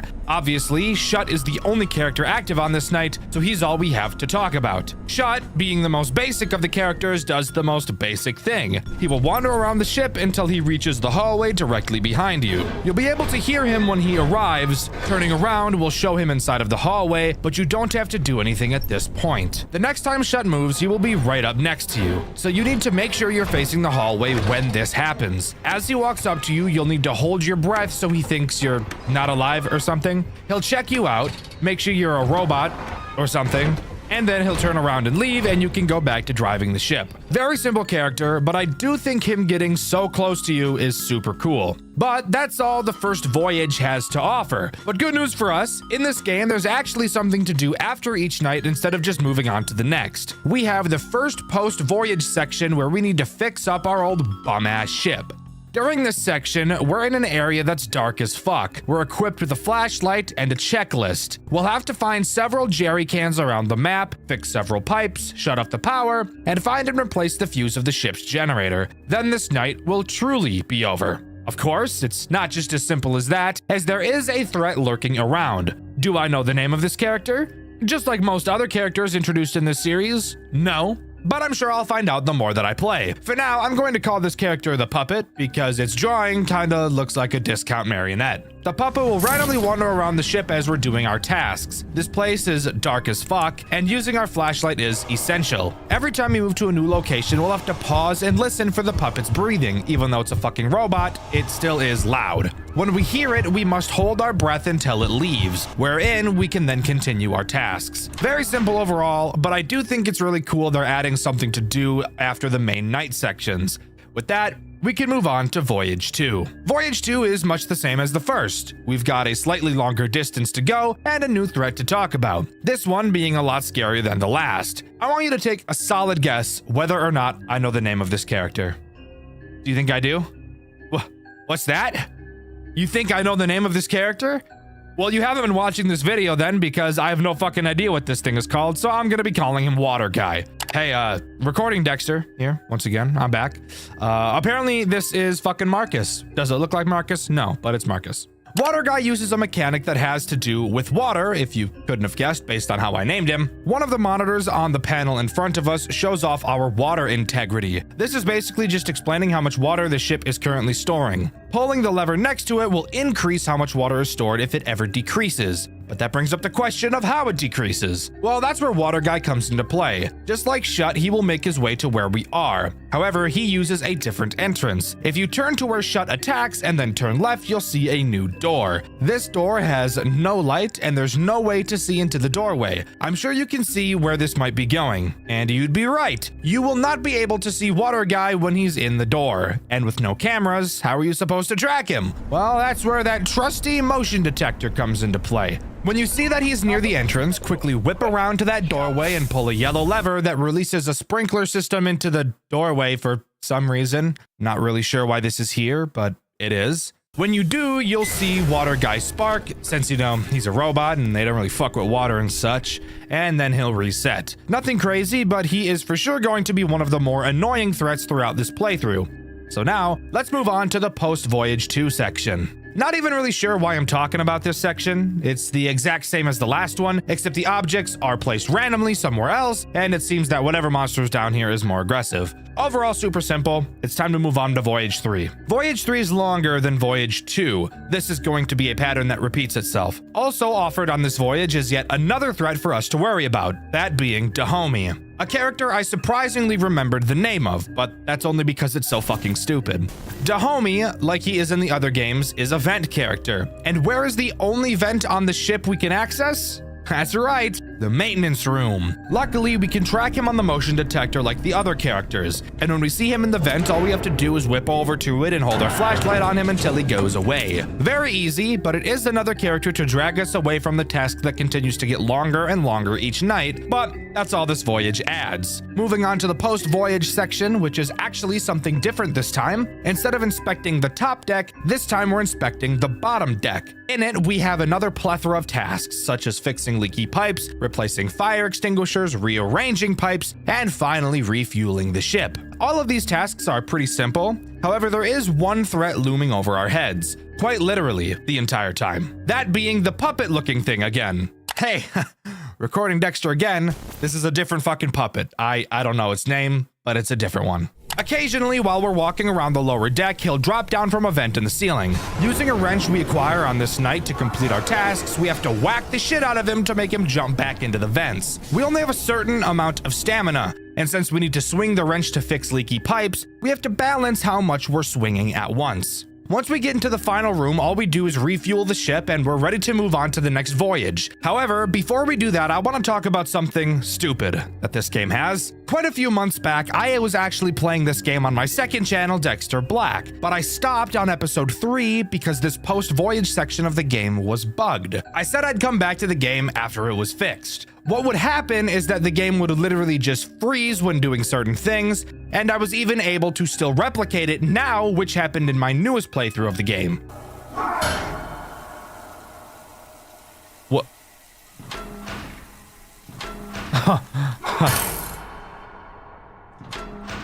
See, look, I already broke the game. Turns out this bug is all tied to the FPS of the game. If you use the highest FPS to 40 like I do, not only can this bug occur, but it will also fuck up your camera movement 6 ways to Sunday, making you whip around so fast it gives you whiplash. This is the same problem I was having all those months ago. So, if you turn your FPS down to 60, not only will it fix the whole whiplash problem for some reason, it will also completely fix the freezing bug I had. I have no idea whatsoever how FPS has to play into any of this, and this is not the first game I've played with this weird problem. Weirdly enough, the Poppy Playtime games also have bugs on higher frame rates as well. The main one being that the grab pack will pull you upwards far fucking slower on higher FPS. Super weird, but I needed to point it out. On to voyage number 4, which is entirely new territory for me once again, and with this voyage comes one of the scariest threats yet. Lore-wise, not really gameplay-wise, I'm gonna be honest with you. During the phone call, it gets intercepted by a guy named Mason. I'm pretty sure I'm supposed to know who Mason is at this time, but I'm gonna be so honest, I have no idea who the fuck Mason is, and I really can't be fucked to figure it out. Mason talks about how this new threat, who he calls the Kraken, has gotten on the ship and that it's very dangerous. Apparently, this robot is what the company doesn't want anyone knowing about, and we're completely alone on this massive ship with it. The Kraken's mechanic is pretty interesting, but I think it could have been done a lot better. The Kraken can be seen on the front of the ship through your window while you're driving. By holding shift, you can cause the horn of the ship to go off whenever you see the Kraken, blow the horn like the hose do, and he'll go away. When your horn integrity runs out, all you have to do is go to the maintenance room and fix a pipe, which will then fix your horn. I don't really know how that makes any sense, but don't question it. That's just what we have to do. The Kraken does have another mechanic, although I personally never saw it. The Kraken has a chance to enter your maintenance room. If you ever see him in there, just turn around and that's literally it. Hey, recording Dexter again. This isn't the Kraken that does this in the maintenance room. It's another fucking character I don't know the name of, but yeah, no, he was just never mentioned by a phone guy. It's just fucked me, I guess.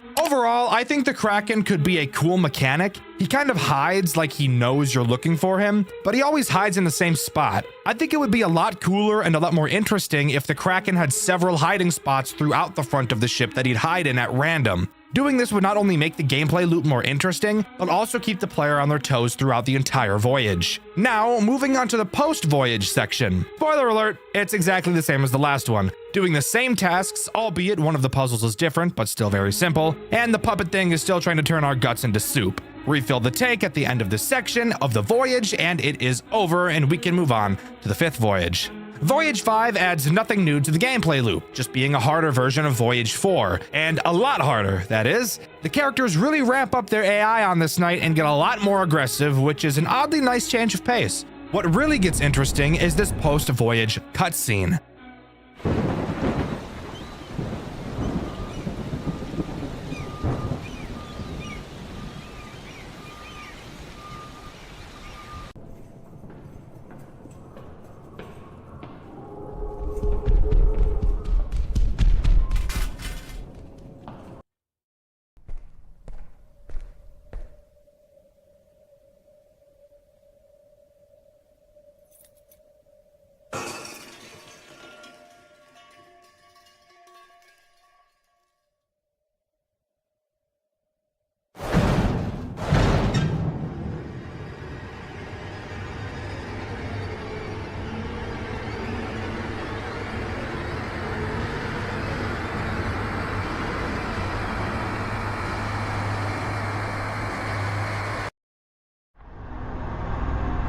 Why are you doing this?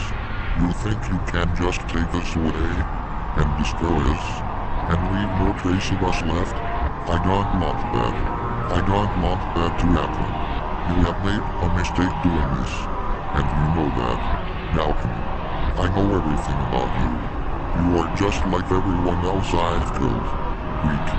Maybe I know why you are even here to begin with. Is it because of your brother? I know you're hurt. And I know you want to take revenge, but you know deep down that you'll never defeat me. Never come back here. Never tell anyone about this, or else you'll have to face me.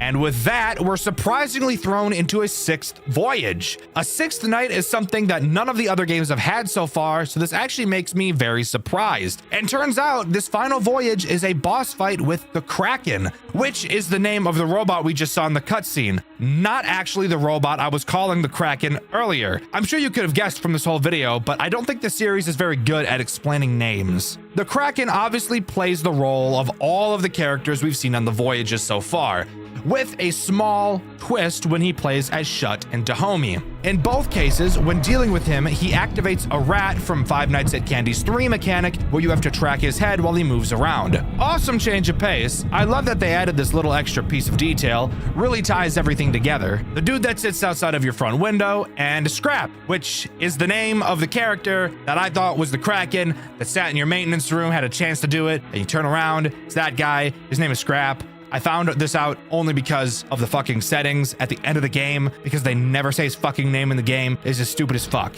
But that's really it. Deal with all of the characters and try to avoid the fact that the Kraken killed a guy and attached his rib cage and head to his own fucked up robot body. Yeah, tell me that's not the most fucked up shit you've ever heard in your life. After completing the voyage, we get one last cutscene where we seemingly willingly drive the ship right into a giant rock to sink the entire thing and destroy ourselves, along with the murder robots that are inside of it. Honestly, a very good decision in my opinion. Really taking one for the team there, Malcolm. I appreciate it, G. But with that, everything is destroyed. We unlock the extras where I learned Dahomey wasn't even Dahomey the entire time I've been calling him the wrong fucking name, and that there are like 7 human characters that have a paragraph of text beneath them, all characters I'm supposed to be familiar with. Spoiler alert, I am not, so I'm just gonna pretend like I never opened the extras menu, and I'll just say that Five Nights at Marcus series comes to a close. Overall, I really think that this is a great series. I think it started off pretty rocky, but overall it's clear you can see a real improvement from one game to another, especially with how amazing Far From Land is. Even though it has one of the stupidest bugs I've ever seen.